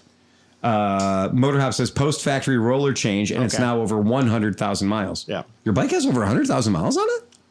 I believe so. No, anyway, so long and short of it is, if I bought one, if somebody down the street was selling a 2016 or 2014 Moto Guzzi tenny green brown leather seat Grezzo, and they said, look, it's got 6,000 miles on it, and I don't know whether or not it's been rollarized. Pop a valve cover off. No, you got to pull the head. Oh, it's not that easy. And if a guy tells you just pop a valve cover, technically that's not going to tell you which kit you need. Oh. So pop a valve cover, that gives you a lot of information, but it doesn't actually tell you which kit you need. So You have to pull. find out what kit you need, you literally do need to pull the fucking head. And that's what's bullshit. And that's what sucks. Is the inspection to find out which head you need is MotoHop says, yep. Yeah, over 100,000. Okay. 100,000 claims. The freaking inspection letters on the bottom of the head on like even Piaggio, all of Piaggio. But wouldn't you be able to see that it was rollerized by pulling a valve cover? No. How not? It's a valve cover. It literally covers the top of the valves. John, we'll bring you one. Right. We have a couple. We have a 1200 motor in our hallway that has the heads pulled off of it. Yeah. So literally the Piaggio, the Guzzi certified method of inspection for this is to assume if the bike is on the list with the VINs that it's going to need the job. You just need to figure out which one of the 4 jobs you're going to be doing. Which kit are you going to be using?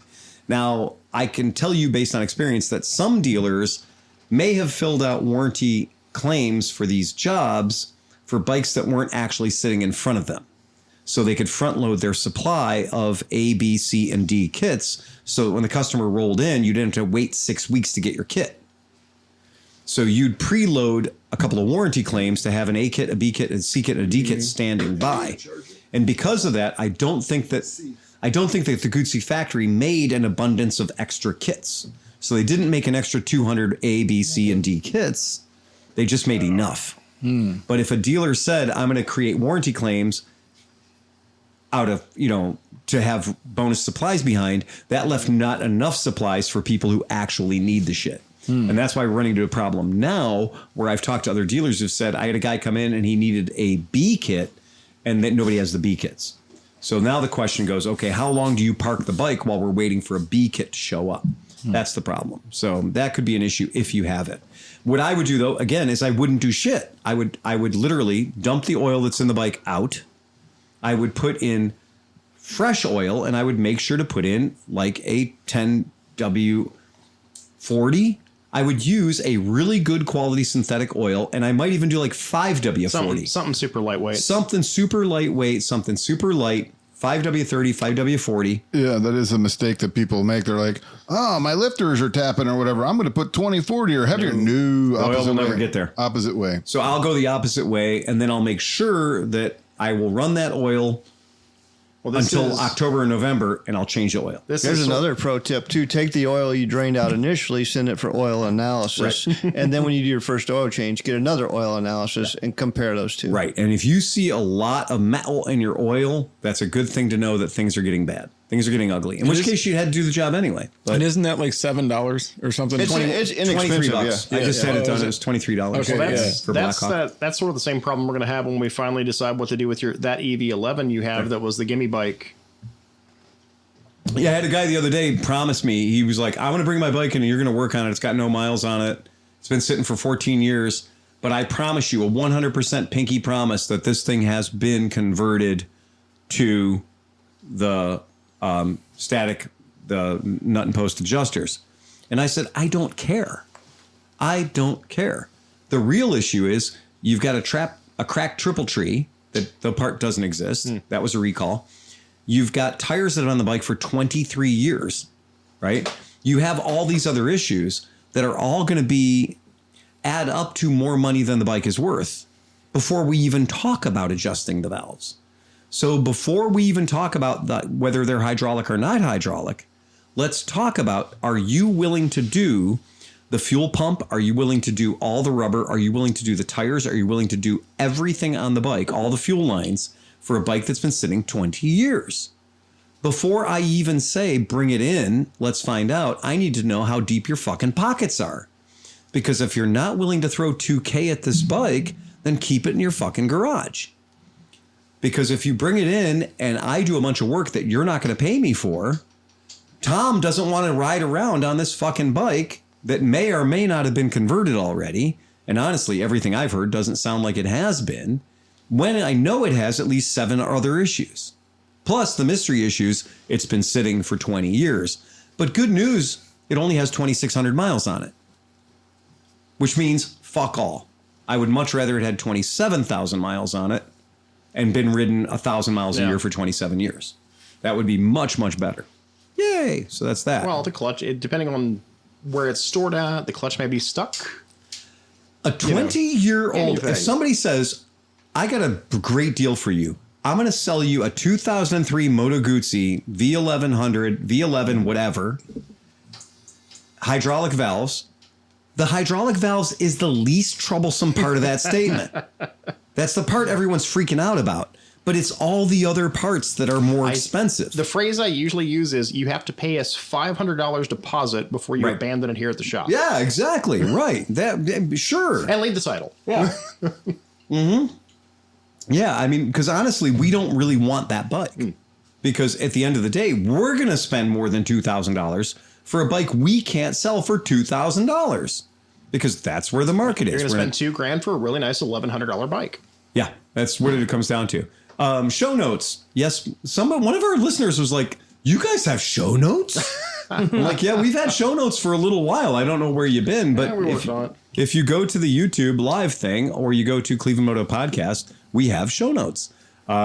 Chat's been on fire, by the way. Cleveland Moto Podcast chat.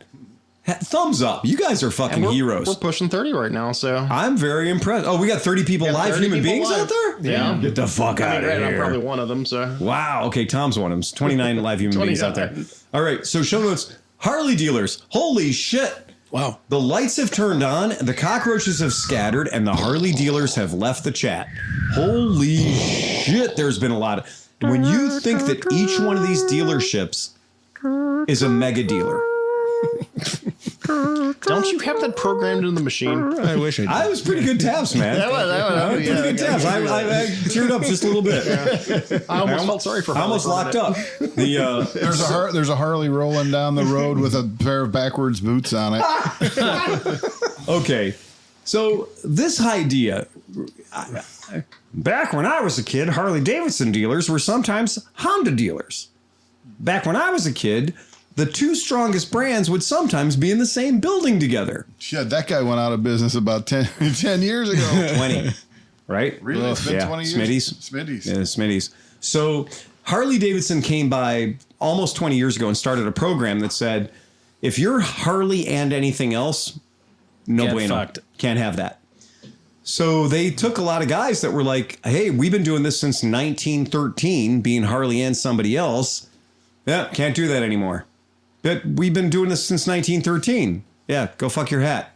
That's not how we're doing it anymore. We want big square boxes next to the highway. But I'm not a big square box next to the highway. I'm a building that's been here for 100 goddamn years. But you're going to be. Right, but you're going to be. But hopefully you do like big boxes next to the highway. Are you willing to move your historical building next to the highway? And isn't that kind of what ate out in Avon? It was Avon Honda, but they had two separate stores, so they weren't in the same thing. Right, they had two buildings. Well, yeah. Yeah. That was out in Mentor. And they're out of business. And they're out of business. And they're out of business. And Mentor. And they're out of business. Are they? So, yep. When did they go out of business? So that's the trick is, so the one that was the original Mentor Harley Davidson on Tyler Boulevard, they went out of business, and now there's a separate new, like, big box by the highway Harley Davidson. Okay. So that's what happened. So that was like Western Reserve, Honda, and Harley Davidson. Yeah, yes, exactly. There's that one down by Columbus that advertises itself as like Finks. The oldest Harley AD Faro. That can't have been their original spot. No, AD Faro. That looks also again, like, you know. Back to our original statement. Yeah. Would you like to have a big box by the highway? Because that's what I thought. Or would you like to retire out of being a Harley Davidson dealer? Right next to the Stuckies. Right. And same with Sandusky. They were a really, really old Harley Davidson dealership, and they got to be right there on 250 by Cedar Point, a big box right by the highway, right? So it was either become a big box by the highway or just fucking, don't let the door hit you or the good Lord split you, right? So this list is crazy. And some of these are monster dealers. Taboo Harley Davidson in Louisiana. They were a big. And by the way, you'll know if a shop is a big Harley Davidson shop if you're on vacation somewhere and you see old white men wearing that shirt. Then you know it's a big Harley Davidson dealership. This is one that kills me is New York City Harley Davidson. Gone. Just fucking gone. Wow. Los Angeles Harley Davidson. Gone. San Francisco Harley Davidson. Gone. After 110 years. Wow. Okay. if you build motorcycles and you have a dealership that's 110 years old, that's the last dealership that ever closes. You keep that dealership alive, especially if it's in San Francisco, headquarters for the Hells Angels, etc., and all of your fucking history. But just hang on a little longer, because the new Harley Davidson 350, 400, whatever, might 500 might show up. It might rescue It's your going to company. save the whole company. It's gonna Trust cure me, it. building a small bike is going to, no. Wyoming? Come on, how much competition? Electric was going to do it. Right. Oh, yeah, electric bikes. Electric is going to... Oh, the Livewire is going to save Harley. Yeah, that's another bucket they just What put the about an money in. adventure bike, maybe? Oh. Well, we'll the talk Pan about that America too. is pretty Pan America fantastic. Street. And they do, the street version, the ST. That thing. And you know looks what? That's so great, because that motorcycle is an amazing motorcycle with fantastic performance numbers. It really is. I've ridden them. They're great. My friend Clark has one. It gets lower when you come to the red light. Like, they're really, really cool motorcycles. And I'm so happy that every bit of that motorcycle is made in America. Yeah. Oh, I love I'm sorry, except for the suspension, the engine, the frame, not even the seats. No. Nuts, the bolts, the wiring harness, the computer, the ECM, the ABS pump, the ABS. Oh, wait, you mean brakes, not the a single fucking part of that bike is made in the assembled United States? Oh, It I has get a it little now. sticker like the old Apples do. Right. Assembled in. Right. Yeah. Right. For That's real. why it's powerful, and it's And that's why it's awesome. I know. Right. So, okay, here's the one that hurts me. I went to a dealership in Wyoming that is the only Harley Davidson dealership in a distance, because it's Wyoming. I don't know if you guys have spent much time in Wyoming, but you got a lot of room in Wyoming. that Sturgis is just around the corner, though. And I think those are the two dealerships that compete for the same market. They're only 600 miles apart. That dealership closed. What kills me is that dealership was part of a family of dealerships that was High Country Harley Davidson, and they were in Colorado and in Wyoming, and they both closed. So the question is, just real quick, is it because their customers are all too old? No. Is it because they're forcing their dealers to go into an unsustainable box by the highway thing, where the expenses of running a box by the highway are higher than the profitability of the motorcycles they're selling? Or is it that there are such an abundant supply of lightly pre-owned Harley Davidsons that you never need to go and pay full price for a new one? Well, that's the thing. I think Yes, and yes. Yeah, all of the above. Or is that Harley Davidson, being several $1 billion in bad paper that they've written out for motorcycles that they can't reclaim anymore, their financial department is steadily going under. But in the meantime, they're watching their aged customers grow out of motorcycles. Die Definitely off. age out. And on top of that, they're watching an aged business model, which is tiny, big boxes right next to the interstate become too expensive for the people that are operating them in this environment. And they want them to intentionally to go out of business so they can begin selling through a product similar to Tesla, where they just have service industries. And that was going to be my follow-up was the big box by the freeway was like, oh, look, honey, we're on our way to Branson. And look, there's a Harley Davidson dealer along the way. We should stop and go have a Harley Davidson experience. And buy a jacket. And have a hot dog, right? And buy a jacket or some gloves some popcorn. or a We can get T-shirt that grease says prints all we were over at the Branson Harley Davidson dealer. Go through the Harley Davidson corn maze. By the way, there's a Pearl Harbor Harley Davidson. Okay?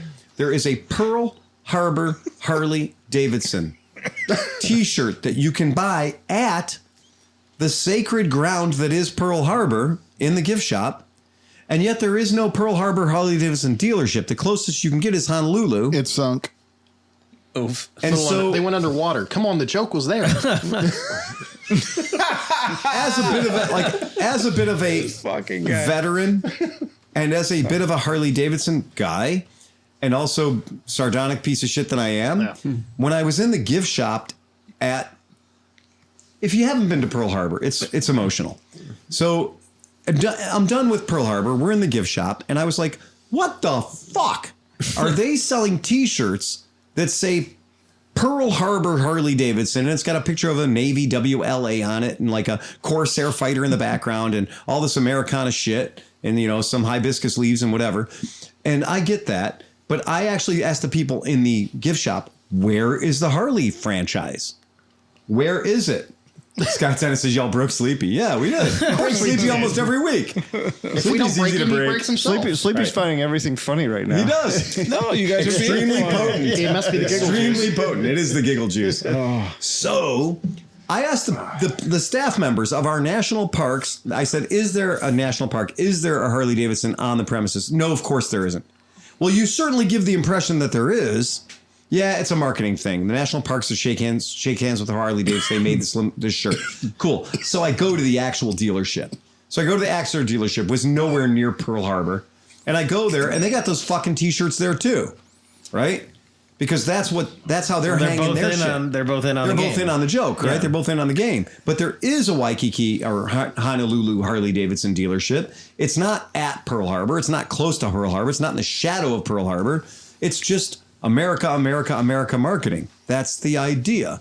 So you can be super patriotic. Go ahead. Well, I was just thinking back. So, like, I was there at the beginning of this when they started focusing on all that, when they sued me for doing the Sport Bikes for Life thing. Exactly. And so, like, that's when I found out that they had this whole department, a whole building of just lawyers looking for copyright infringement. Absolutely. Because they were going to go so hard on the apparel. Right. And so that was 20 fucking years ago. And now we're seeing the fruits of that labor. And the big box store, they don't, I mean, honestly, at the end of the day, you make a higher margin on the T-shirts. You make a higher margin on the dog chains. You make a higher margin on any of that. You know, the Get back whips.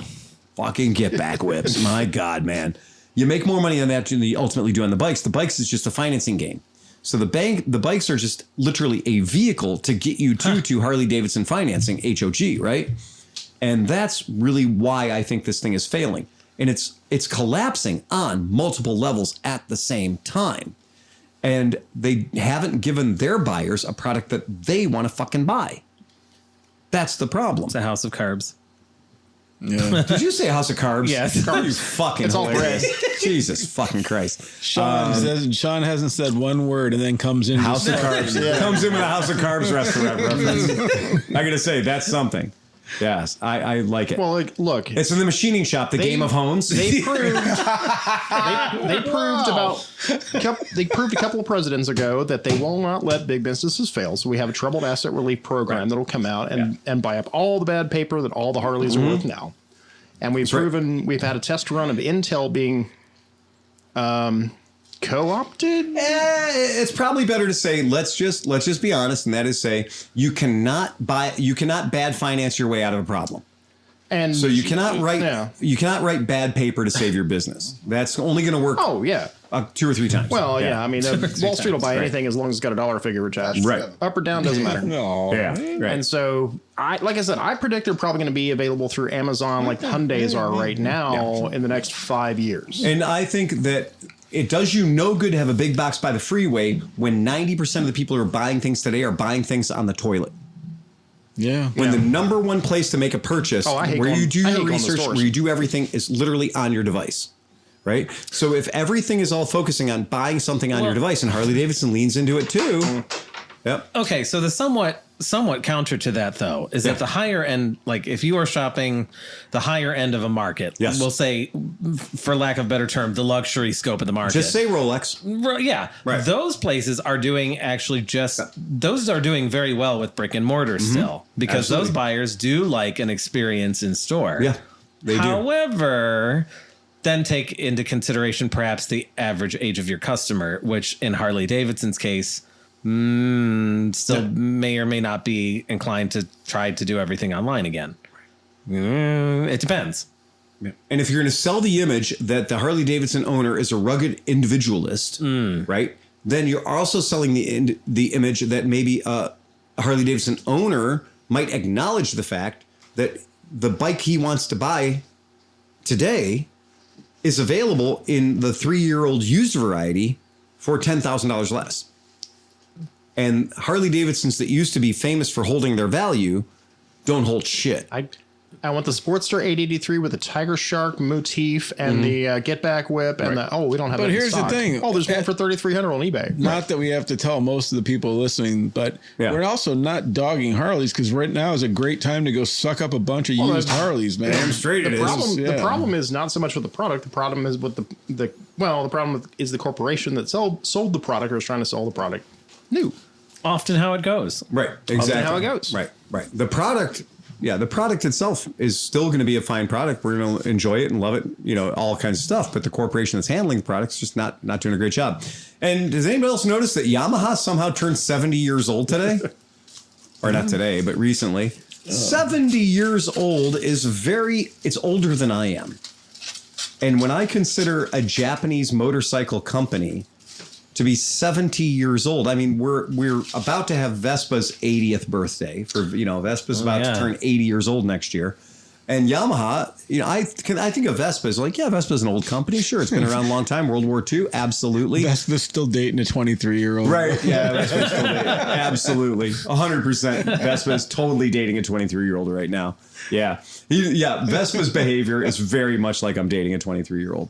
Yeah. She tells me I look hip. No. You know what? Vespa's Instagram looks just like the guy who's dating a 23-year-old. Vespa was like just having tea. Yeah. And then like his 23-year-old girlfriend came up and then the next thing was like snack. Getting a snack. I think he's just getting a snack. That's all. It's just a snack.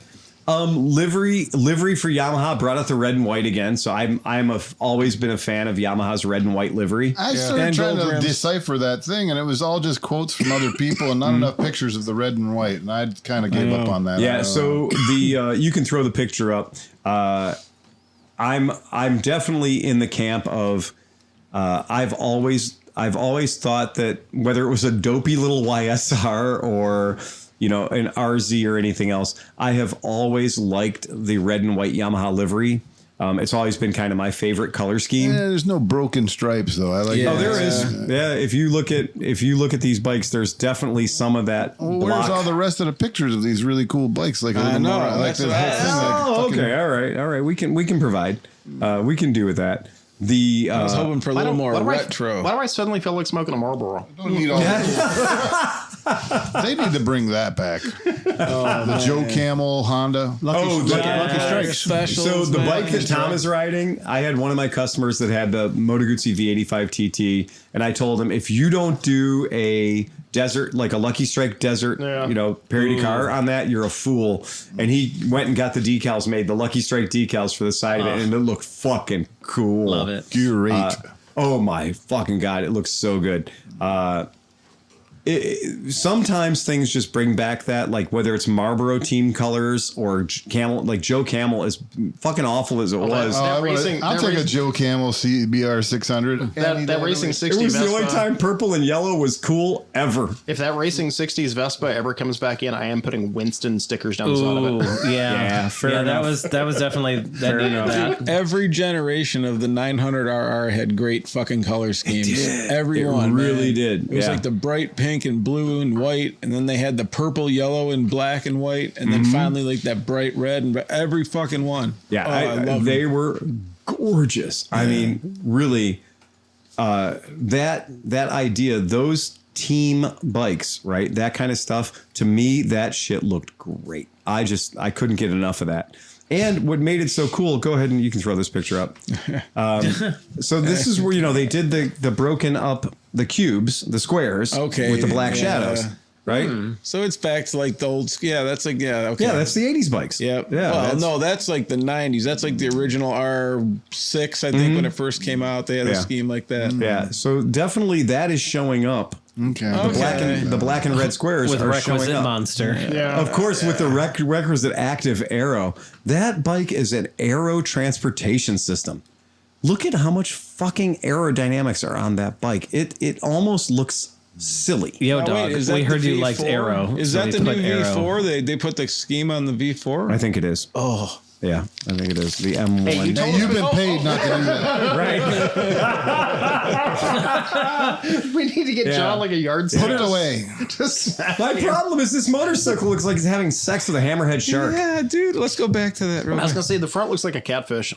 It does look like a catfish. That looks like Tom Selleck or something. Like a mustache. I'm sorry, I must ask you a That question. motorcycle is ironic for some reason. Yeah. I love it though. Yeah, Oh. there's A little so back much- hair too. Yeah, I mean, seriously, it has prickly spines up its back. back hair. Right, it does. Oh, Yeah. like you wouldn't fuck that Oh, motorcycle. I swear to God, I know I'm busting balls right now, but it is beautiful. That's a fucking Yeah. bike. Sometimes you got to sit on it. It is a perfectly. No. Not just sit on it. Ride sit on it. Bounce. Oh yeah, Sit on yeah. Yeah, and I will tell you that,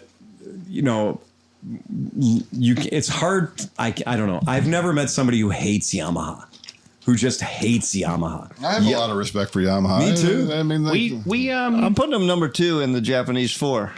Yeah, right. Yeah. Yeah, I mean, totally. I'm going Honda, Dean works for Yamaha. him. I go back and forth between Honda and Yamaha. Yeah. T7 Transalp. Oh, they're different machines. I know, Yamaha's coming strong pretty Yeah, good. Super dude. Tenere versus MotoHop has a great question. So Way since they funner. have the new V4 going into MotoGP, will it eventually become a new fucking VMAX? That is a great question, that is, dude. especially now too, because we have the new we have the new Multistrada. Yeah. Oh, and then it can have a Venture touring bike. Oh, yeah. Yeah, we could have a new Venture. Oh, dude, they Right? could put that toward to take out the Pan America. So Yes, we Yamaha could. could bring. Oh, because dude, the Tenre's dead. Yeah. it hasn't changed in how many? I got Tenre's rid of been mine. stagnant. How Yeah. many years ago did I Yeah. get rid of mine? Yeah, the Tenere's been stagnant for a long time. Well, I You're was right. just looking at, they were talking about older touring bikes to buy, and I was looking at the VFR 1200. I always liked that bike and everything, and that was yeah. 180 horsepower. I didn't realize it was Oh, that I didn't much. realize that either. It was a lot. I mean, don't quote me for sure, but it was like holy shit! I didn't know it had that much. Now I'm torn between the Venture, cruiser style classic, or the Venture old style that looks like it came in a Buck Rogers. Old style. Old style. Does anybody want to see a really dodgy picture of a VMAX concept bike? Yes. Okay, I will provide. Oh wait, you're I already will provide screaming baby on birds. the TVing. But yeah, I'll put it up. Ready? Oh yeah, go ahead, throw All it right, up. there we go. That is the heavily doctored. Nope. Heavily. Nope. Yeah. Nope. Yeah, I don't know, man. That looks nothing like a VMAX. No, thank you. Yeah, I agree. If it doesn't have the round headlight, if you want to build a concept of a VMAX, make it look that like a was my VMAX. zipper going because up. it It does. hasn't changed. The VMAX never changed. Right.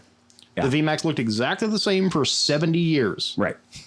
Yeah, I agree. And I think that this might be what Tom's talking about. So this is probably the most radical that a VMAX has ever gotten. Oh, this thing. Hold on. And this is this fucking awful concept they did with Hermes or Hermes or, It's not purple. Go fuck yourself. yeah. It's got to be purple. It has that this ugly is blue purple. Yeah. Yeah, this is an awful Did they work with motorcycle. Dyson? Yeah. Yeah. Well, it certainly does suck. Well, the whole back of the bike is a sex crime too. So, like, you know what we should do? We should wrap our exhaust in leather. Hermes, That looks like the back of it looks like a Hayabusa wrapped in leather. It does. It actually does. It actually looks like a pygmy giving birth. I'm surprised they put their name on this. This is It is It really looks bad. like a chair looks like a chair literally in a strip club. I just don't think that any motorcycles will actually harmed for this image. The whole back of it, not the front. It looks, Yeah. like it looks like the BMW R1200C, the chrome heads. Yeah. It does. They It put some does. big Yeah. But then the handlebars, strip pull back club, on the it. stripper might be buried inside of it. Yeah, That's my yeah. thing. But like, That's exactly for it. Hermes to put their name on something is usually got to be a pretty good looking product. Again, all I don't around. think it made it past the concept stage. Yeah. Oh yeah. So- okay. Because like, dude, Again. if Hermes was involved more, when have they done something with the wheels? I think like, this is that just- would have Yeah. been like their opportunity to go fucking ape shit. They could have gone ape shit with the wheels. If the movie like Ishtar was a motorcycle, I got the great idea. We got Pete is not dating himself or anything here, but those of you out there, you might want to look up IMDb. if you Ishtar. want to just change all the aluminium on this motorcycle with brass, you get the steampunk edition. exactly. It's the exact same motorcycle. That's the steampunk edition. That is all. Yeah, for a fucking VMAX to awful. not be that weird, obnoxious blue purple Yeah. with the silver on the side and the so gold and the ridiculous. whole 9 yards. Yeah. It's not a VMAX concept. It looks more like a B King. So, what did you ride tonight, Phil? Well, I'm glad you should ask. yeah. Because it just so happens that I took a bike in on trade today. And the motorcycle I took in on trade today is an old motorcycle. It's a 2005. Oh my god! So it's a 2005 motorcycle. But I have standards. I mean, not great standards, but I have standards. And this thing is fuel injected. because I don't take anything on trade anymore that's not fuel injected. So this is a fuel injected Suzuki motorcycle with 800 cc's. And I knew that tonight John was going to ride the Anal Intruder. Yes. So tonight I rode the Anal Marauder. Oh, yeah. So before this bike was called the M50, brother to the M90 and brother to the M109, or little brother to both of those, before all that, before the boulevardification, like the starification of the Yamaha line, the boulevardification of the Suzuki line made this bike into an M50 Boulevard. Well, my friends, it used to be called the Marauder. Same upside down front end, same power cruiser stance. And I bought this motorcycle today. To be honest, though, I traded it in. So it came in today underneath a 70-year-old human in trade for a Moto Guzzi V100 S Mandello. Oh, the bike you did the video on. Mm-hmm. And he took it with engine guards and expandable side cases and the whole shooting match. He took it all. Well, congratulations on his upgrade. He got a major upgrade. And so this was a bike he bought for him and his son to enjoy many years ago, 20 years ago, and apparently only put 3,600 miles on it. It's fuel injected. Minimal enjoyment. It's 800 cc's. What kind of valves? What's that? What kind of valves? I don't know. You know what the best part The is? best kind, the kind of valves that don't need any adjusting You right now. never have to touch them. I'm never gonna have to touch I it. want it. So, a couple of things about this motorcycle is, if you could get arrested for excessive tail flip, Yeah. this motorcycle has excessive tail flip. And what is also weird about this motorcycle is if you look at the tail light from the back, it looks like the Batman symbol. I'm going to find a picture of it while we're talking about it. I've but only it is, seen one bike with more tail flip, and that was in the previous slide. You can slow down. the You've Hermes already edition. sold it. Just stop making it sound so sexy. Stop making it sound so sexy. Steve can only get so erect. Just a little flip of the tail. Its I tail love this light fucking bike. literally looks like a kitty head. I don't know. It's just something they did. I'm intrigued, Go man. ahead and throw it up to the main screen. There I'm you go. fucking in love with this Throw it up. bike. The tail light literally looks like a cat. Oh, that looks like it'd be in the Munsters, man. or Batmobile, some for shit. real, yeah. But also the speedometer also looks like a cat. I'll pull up a picture of the speedometer. So the speedometer has ears too. I keep going somewhere between the Batman symbol and also a kitty cat. Hello Kitty. Hello Kitty. Absolutely. So I here's wrote the- it. It was funny how similar it was to my Intruder. I'm Right. like, It's I love it. It's an 800. I and you want to can- buy Go ahead and this. pull this picture up. All right. So even the speedometer has ears, which I think is hilarious. Love it. Yep. Fucking, yes. Ah. It's a fuel injected 800 shaft drive. It feels a lot like my bike, except a lot more bigger. You know, like It is bigger. Yeah. But the motor itself was like, this feels almost exactly like mine. Dude, Yeah. you let me take it out. I went around and I'm like, oh my God, this is the summer. Like, you get on this wearing, like, that would where I'd be actually comfortable wearing just minimal gear. Yeah. You know? And you're just doing 35, 40, just chilling. Chilling out. That thing it has the perfect torque for doing just like a low, like the DGR. Yeah. I would literally put one of those gyroscopic drink holders in an ashtray. Yes. And you'd be set, man. It's like, Love that. Love it. If it wasn't for the ergonomics, I mean, I like the engine in my bike, but it's just cramped. It's weird. This is much more The comfortable. seat on this thing is the seating position. aggressively delicious. Dude, the seating position. I was like, in 4 minutes, I'm like, I could go right now to Pennsylvania. Right. I don't know where we want to go. The Like, seat, this is a factory fucking Suzuki seat. And I don't know who the fucking design team was on this thing, but they were all very lazy old white men. Yeah. Because they nailed the seat. The handlebars, they're like, oh, it has the, the drag style handlebars or whatever. They're okay where they are. I might change the position a little bit. He said the bars were painful. Right. So you're right. So Fat Guy Little Bike, the original VZ 800 Marauder had almost T-bars on it. It had almost drag bars on it. This is a little more friendly. The pullbacks, like the risers on this are like that pullback style Yeah, I didn't riser mind it. that brings the bars a lot closer to you. Whereas the Marauder, the legit Marauder, the carbureted Marauder, had basically a T-bar in front of you. Like Oh, okay. basically drag, like legit like broom handle drag bars. Well, there is a version of that 800 motor that's like a standard bike or like a semi-naked, like... Yeah, it's called the Volusia. Oh, no, you mean... the VZ. It's the like, VZ. It's like a VZ 800 or whatever. You're right. Oh, yeah. Standard They're bike. out there. Yeah, you're absolutely right. That wasn't the Vision? I would like that. The I'm like, Vision? We're going to find it. No. We're going to find it. Yeah, I think John's exactly right about Yeah, the because it was VZ, a weird little... For like 2 or 3 years, they made that I think thing. he's right. it's like I an think he's- intruder, but with a flat seat and a little bit... I want It's to a get motor- back to well, buying this motorcycle. The VZ is a Marauder. So the VZ is a Marauder. So maybe an XV? I bet you an XV or a VX.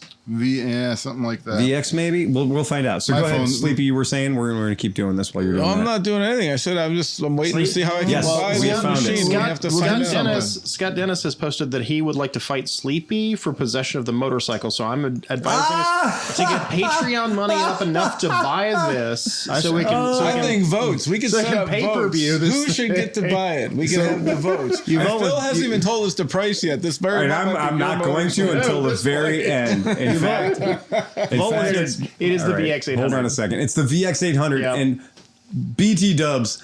Holy shit, John. Holy shit. My friend, this is a blurry picture. I don't care. You don't need it to be in focus. Throw it up. Yeah. That is the VX800. There was one on Marketplace Yeah. and it was going for dirt cheap. I'm like, the motor's nice. I would rather have that. I mean, like, I'd this ride the is- shit out of it. but I mean, the- it's a but poor the- man's Hawk. Yeah, it is a poor man's Hawk, but it has the biggest dumb triangle. Oh, yeah. Between the headlight and the gas tank, there's 1.5 feet. You know what the funniest? Of nothing. You know what the funniest part is? It looks like a pair of legs, like it's just like wrapped around a seat. Like they cut This the body really is off. this really is the Suzuki Hawk. You think a GT650 Hawk's a cool bike? Well, we have this 800 motor that's just sitting there. We're going to make the best Hawk ever. And what they did was they made some sort of weird fucking mutant stretched Hawk.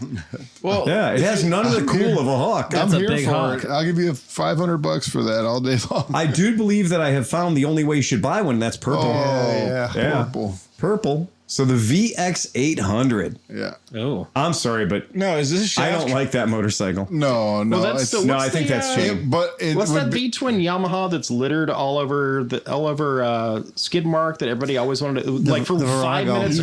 Everybody wanted to turn The into a cafe 920. racer. You will not The like 920. Yeah, The 920. This is what you should just buy. The You will curse- not like the look of that bike, but I guarantee you, if you rode it, you would be like, I kind of like this bike. It is shaft drive. You can save yourself a lot of pain and misery Yeah, by it just is buying shaft that. drive. See, It is to shaft me, drive. it looks like they took the GS850 chassis because Yeah. like where the foot pegs are in the back and how they hang down and where the shock mounts are. And it looks like they just fancied it and threw the V-twin in Well, the that same. would just be so much more comfortable than mine because it actually could sit back a little bit. The pegs would be different. It would be way more comfortable, and you could just the long-term problem with the one that you have, John, is like somebody took both wheels and smashed them together and built a motorcycle in the middle of it. It's okay except for the seat position. I can't get far enough back. My knees are hitting my elbows. Okay, so anyway, just to stop the bleeding for the folks at home. So I have now thrown So up 90s. to the screen the 1992 Suzuki VX800, which we can undoubtedly is clearly part of the DNA of the Marauder / M50 Boulevard that I rode to the podcast tonight. Now, I will call your attention to the fact that this particular motorcycle sold, this is in 1992, sold for $1,500 hairs. Yeah. And that the one I rode tonight, which has only 3,600 miles on it, which has a backrest, which has a full set of Viking lockable luggage, that has a really nice windshield on it, and is in gorgeous condition. I could live without the Kuryakin plumpy grips. Yeah. I don't care for those. It also has Kuryakin peg and shifter lever covers, which is, again, something I could live without. I bought this motorcycle today for $1,250. And I'm done. Here you go. A fuel injected. He's pulling out And a again- stripper. again- He's pulling out a stripper cash. Again, I have to make money on this for the money. The bikes I lost money on this week. All right, let's go. So this is one of those balancing the game out kind of deals here. I didn't force him to take that money, by the way. I asked him what he wanted for it on trade, and he gave me the number. You can't beat that. And Renee pulled me off his dick. Seconds later, I was very excited when he told me his number, right? But again, that's the money that he wanted for the bike. And it's a fuel injected bike. Yeah. So I know that myself and ourselves and other podcasts have been talking about how the market is fucked up for motorcycles right now. It is absolutely a buyer's market. Well, it's never a buyer's market that when we can literally show you a fuel injected 800cc motorcycle that has good tires on it, runs perfectly, touch the button, it starts every time, has 3,600 miles on it, and was obtained for the princely sum of $1,250. Yeah, that's crazy. That's crazy. And I would say that's Chinese scooter money, except that won't buy you a Chinese scooter. Right. And if you want to spend more money, we have a Chinese scooter right now. I will get running for you. Hey, let me go back. Let me go back to this picture real quick. Yeah. When I say this, we can never go back though. Yeah. When you look at the wheels, Oh, I was think thinking of the same thing. Patrick, SpongeBob Yeah, SquarePants. Patrick Star. Like, No, I think of like a 1990s Ford Mustang. Yeah, that too. absolutely. Yeah, that's a 90s Mustang. you see where he's at? He's a car guy. I'm like SpongeBob. There's Vanilla Ice riding that down the street. Yeah, it is. It is. For real. I wish they were spokes. So I just wish they were spokes. For real. So it is fucking hilarious that this motorcycle is literally the motorcycle that I purchased today for... Well, what did you say a fucking couple weeks love ago? A kid stopped by with a 883 or 1200 That's a Sportster. fucking Kid bike, stopped by dude. today. Kid stopped by 2 weeks ago with an 883 Sportster that was year of our Lord 2022. So it's fuel injected. It's a Sportster. It's an 883, and I hated to do it, but he's like, "Give me $3,000 for it," and I was like, "I'll give you $2,200. There's a dent in the tank." And he was like, and he fucked off, right? But that's a 2022. It's a less than 3-year-old bike, and it's a Harley Davidson, and I was going to buy it. Well, he wanted $3,000. I didn't give him $3,000 because honestly, I don't think I could sell it for $3,700 until I replaced the tank. And that would cost me at least $3 And what's the least expensive Marini on the floor right now? Right, exactly. I mean, the least expensive Marini on the floor is going to be $54.99. And you've got a Royal Enfield Interceptor that is $4,500. kind of living there now. No, it's sold. It did It's sell. gone. I sold Excellent. it. It's gone. It's left. Yeah, it's left. Somebody needed that bike because I was looking at it going, It was a good looking bike. I need to ride that bike. Fucking Cannonball Baker paint scheme, red and white on a Enfield Interceptor. It looked good. So this to me is a very, very interesting science experiment because it's like, how bad has it gotten? It's gotten this bad. Yeah. It's gotten fuel injected, disc brakes, all the cool shit. Nice bike to ride. I mean, you ride it. It's a nice bike to ride. There's nothing a problem with it. It doesn't rattle. It doesn't squeak. It doesn't groan. It does exactly what it's supposed to do. If it you're feels small, great. it's low to the ground. Yeah, and I rode it around the neighborhood, and I was like, I couldn't stop giggling at how good it was for that money. It's just a really good bike for no goddamn money. And the size of it, when like I first walked up, I thought it was an 1800. I know when I pulled up that like, chubby front tire and everything, it fools you. The front end looks so much like that big nasty M109 that it fools you a little bit. Yep. And it's definitely, there's a lot of the art department has been involved with this thing. So, but yeah, and it's got really good bags and all that good shit on it. On its best day, because we were talking about this with because this scratches the itch for the Shadow and everything else. Yeah. On their best day, Shadow 750 still only ever brought $2,500. Exactly. A carbureted Shadow 750 is a $2,500 bike. Yeah. Period. That is, and that now pushes. I mean, because this bike as is pushes everything down. It sure does. And we're now dealing because this is a 20-year-old bike. Right. We're now dealing with 20-year-old nice bikes that are worth more than tennis shoes. And I don't know how long Suzuki might still be selling this bike for all I know. Suzuki's world famous for selling a DRZ 400 and a DR 650 for 60 years, right? And not changing them, still has carburetors. So this bike may very well be still part of the Suzuki active bike lineup at your local Suzuki dealer for all I fucking know. I mean, it literally looks current. Like there's nothing about it that's like, you're like, oh, that's from fucking 2004. It's really tough when you look at that and be like, that's a 20-year-old bike. Let's be perfectly honest. Styles haven't changed in 30 years anyway. Right. And I mean, but it's would you rather have classically that done. or a Rebel 500? Oh my God. Yeah, this all fucking day long. yeah. Because that's an 800 liquid cooled engine. It's a much, you know what I mean? Like, The only thing is that they welded a barbecue grill to the front of it. Like if they do, like, but that's a radiator full of liquid cooling. They could have fucking rounded the edge. I'd rather have a barbecue. That's an 883 that with more horsepower that'll spin to 10 grand. Right. Dude, I love the bike. I'm not dogging it. I'm just saying they could have fucking rounded the edge. Hey, you know what? They would probably do that. Yeah, you need a little chin Just spoiler. put a tombstone shaped thing there, and they're fine. That's what it is. Yeah, good call. Ooh. They already painted it black. What else do you want them to do? There's chrome covers. There's all kinds of bullshit. Ghost flames. Definitely lacking eagles. So far I'm in the progression of Suzuki motorcycles. I can tell you for a fact they did sell this cocksucker in 2023. No way. So I'm going to 2024. Yes, they still sold it in 2024. Let's pull one up. They were $9,199. You guys, this, my friends, That right seems there. like a fucking bargain. Oh my lord! I mean, if for a new bike, I would not pay I that don't know much. about Right that. there. I mean, like a couple. Not grand. for a motor. Like, I mean, it's like 20 years old, the concept. Yeah. My Tiger was the same money. I wonder how different that motor actually is than mine. I bet, you know what I mean? Like, how much has it actually changed? Well, here's what I can tell you is the 2024 don't look no different. Go ahead and pull it up, Sleepy. Yeah. Here's the 2024. There's the 2024. Oh. They've definitely gone more traditional with it. They got rid of the swoopy back fender. Oh, yeah. When you were talking about that before, it hasn't changed. I was going to say, no, they went to the full. They went to the full. Yours looks better. They literally made it into a V-Star. They went trad wife they on did. it. They went trad. They went I trad hate wife. Look at They went trad wife on Look it. at the struts on the strut supports on that. The fender. Oh my god. They still have that. Look at that. They're one. like, oh, that flippy stuff was a little too, So if you look at the old one and you compare it to the new one, there's the new one. Got spokes. There's the old one. But, Wait, but did they- black and chrome is so much better. Did than they do red. anything for the radiator? Oh, No? they literally. You know what I can tell you? They gained 2 inner tubes Yeah. Yeah. Oh yeah. because the one part outside has got tubeless on it. Oh, good. You can upgrade it to Right. spoke Oh, I tires. like this bike, man. I like it better as a Marauder than I do as a whatever they call that. Slapster. The Ace Edition. That's The malt shop. yeah.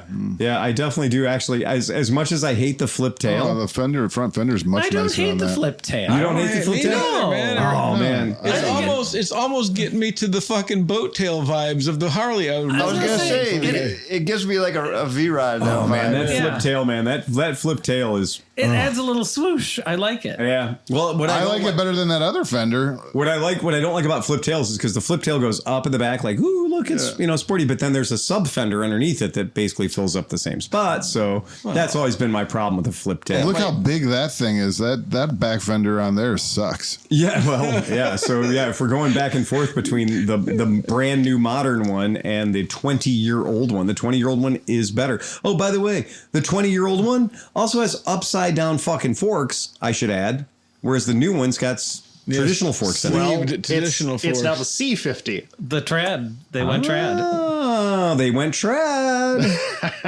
They went trad. That rear fender is actually a bumper. It can take about a 10-mile-an-hour hit without damaging the rest of it. Nice. Yeah. Oh my God. Oh. Well, that's not the C50. Oh, hi. I'm going to see if there's a M50, right? Right. Because you're right. There's a difference between an M50 and a C50, right? The C50 is, so the search comes up as, they still do we'll find out what the last year was that they did the M for Marauder. And I'm absolutely convinced Because that's when they changed. got rid of it. Because the Marauder was the flip up tail. The Boulevard is the sloopy tail. that's right. Dude, nobody at Suzuki has ever played the anal game. No, they clearly have not. No, Or they did not. have, but it's only at special bars in Tokyo at night. 2022.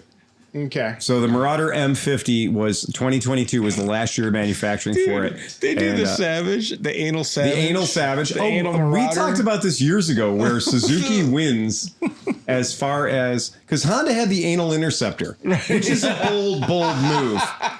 Right? The anal Interceptor is a bold move.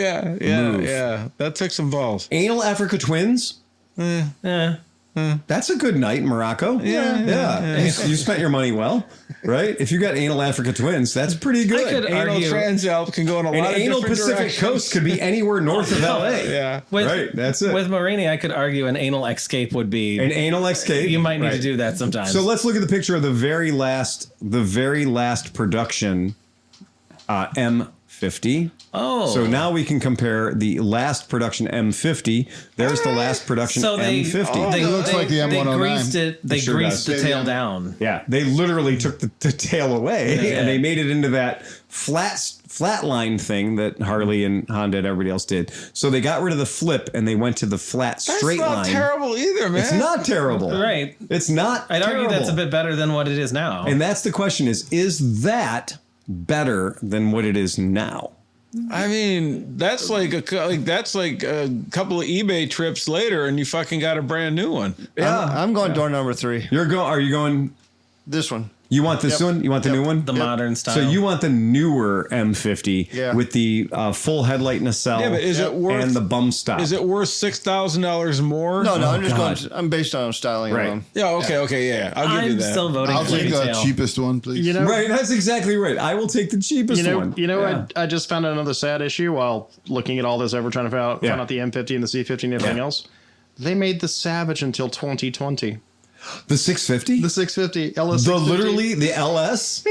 They made the LS 650 till 2020. till 2020? Which takes me back to your thing about That the is Harley so, that is stores. so sad. So Dude, 86 to 2020. Oh my fucking I mean, if I'm riding a metric cruiser, the styling That's is like 34 years. forget it. You know what I mean? I don't even care what the styling of a metric cruiser is. That's Yeah. not why I would be That's not riding why it. we're riding it. I'd be riding it because it's cheap, it's reliable, it's probably better performance than the Except- Harley, and My point was, is you that have no every self-respect. dude on a Right. Savage I I've ever wouldn't even seen kidding in front you. of a bar is wearing Harley Davidson fucking leathers. Well, that's always the on problem. everything. Like, and my thing is just for the past like 30 years of my life, if I'm going to be owning a cruiser, it's going to be a Harley Davidson. So like if I'm going to be experiencing the cruiser experience, the cruiser I'm going to be on is probably going to be a Harley Davidson.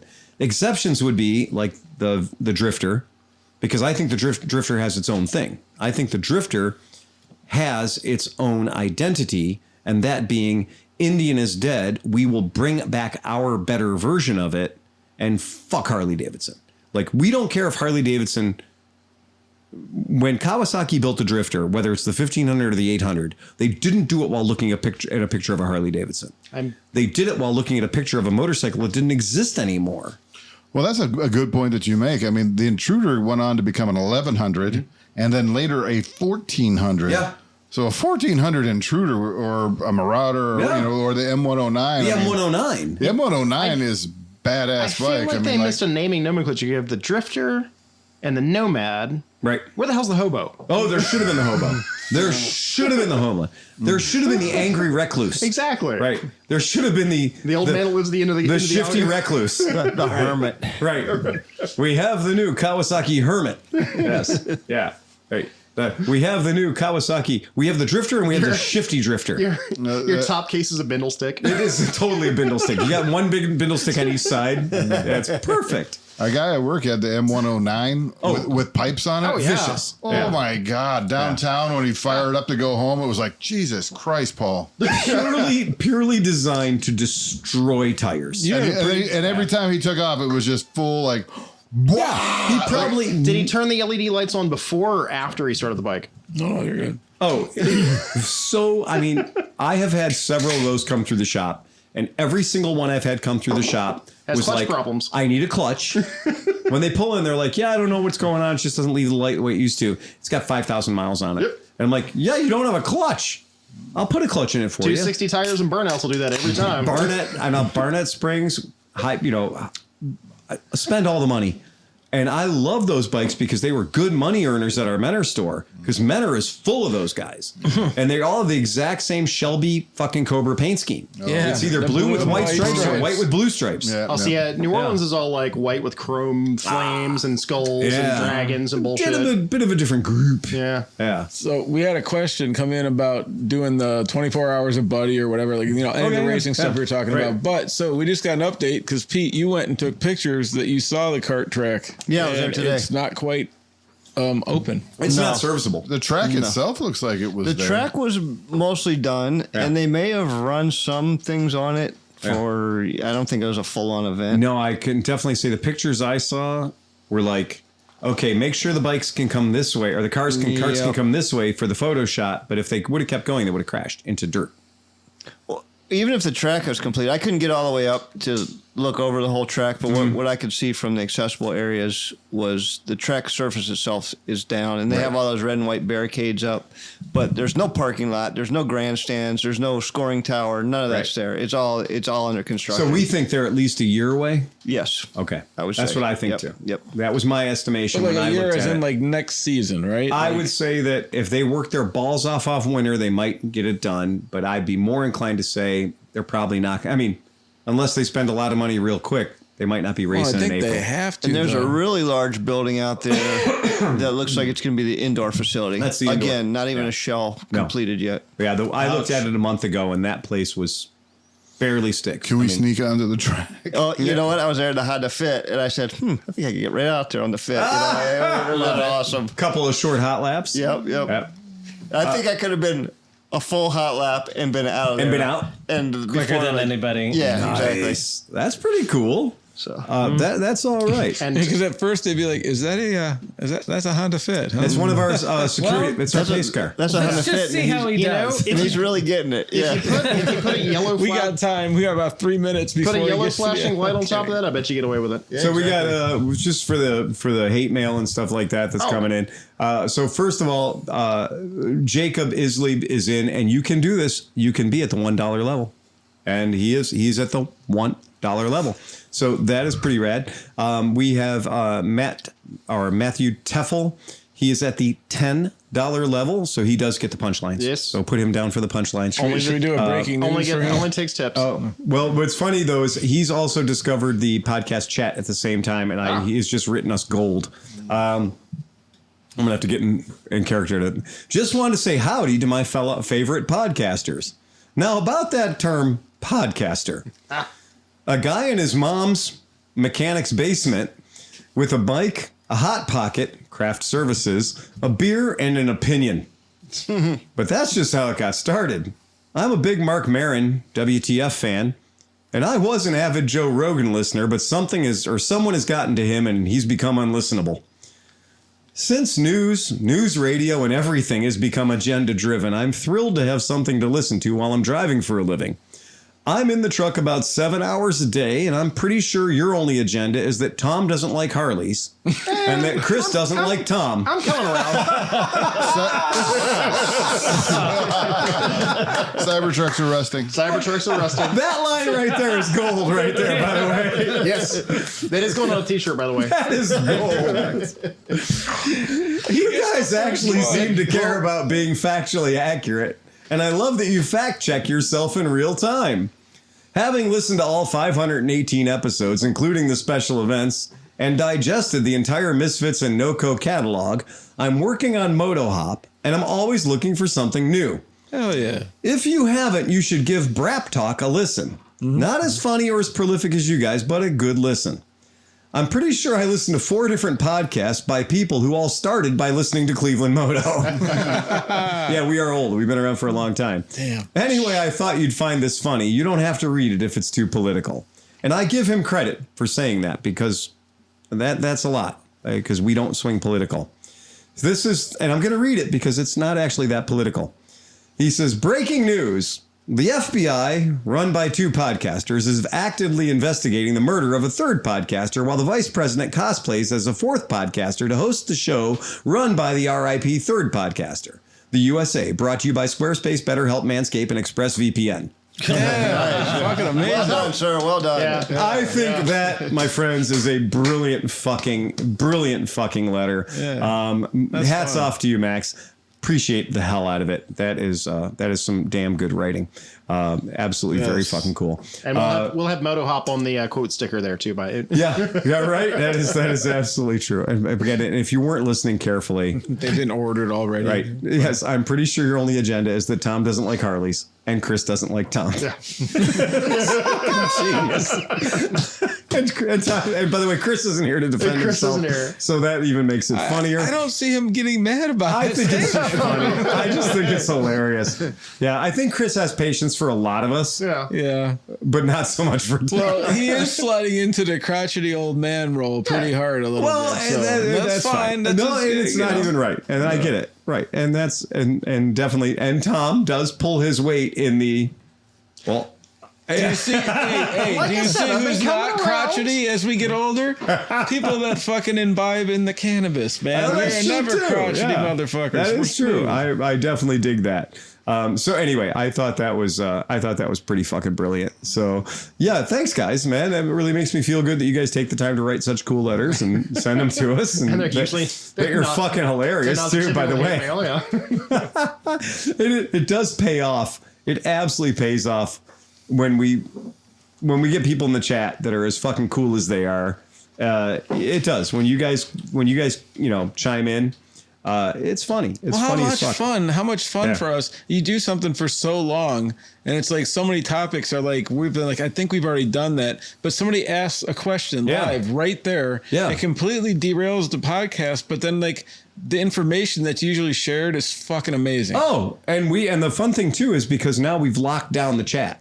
So the ClevelandMoto podcast chat, the Facebook group is by approval only. So Christopher Scott Griswold, yeah, you're here. We see you. And Rob Ahern, we see you too. You are there. Your anonymity is safe with us. Yeah. You are anonymous. Check. And Big Dick 420. Yeah, right. We get you. Right. Yeah, right. This is like Romper Room. Not so sleepy 69. Yeah, Miss Sally's gonna bring out the magic mirror. Yeah. Right. Miss Barbara's looking out there. Yeah, right. I see and Tim. I see John. Petey, and I see Johnny, and I see Sleepy. Yeah, we got 204 members in the private chat. Like in that's pretty cool. That's great. I love when we get people that are like, oh, I did not realize too they were stacking up of like pending posts, like shit I had to approve. And I was like, oh fuck, I got to do a thing. So that's it.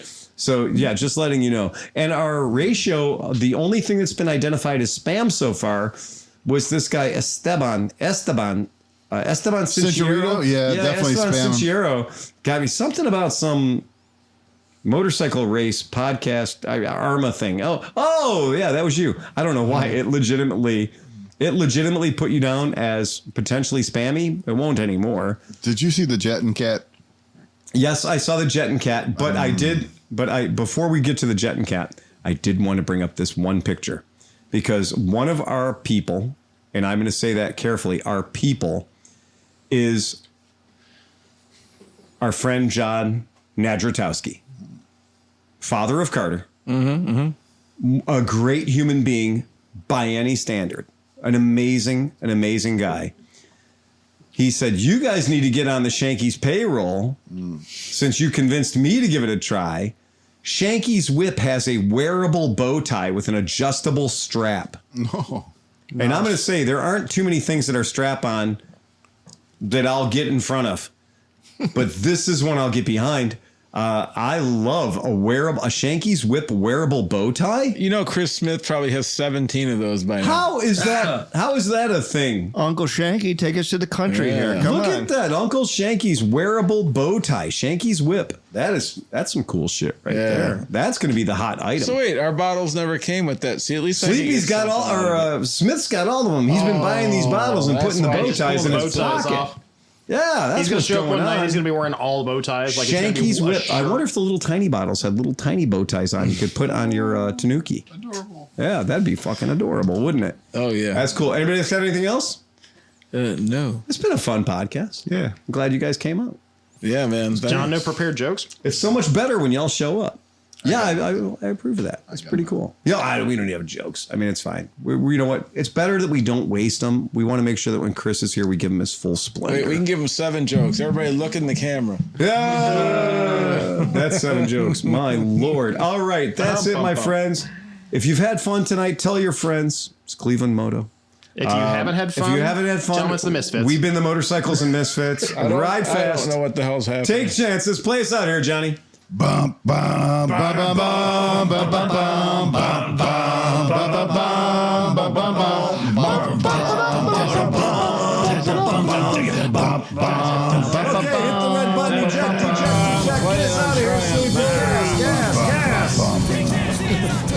You just did random things, didn't you? Yeah, he's like,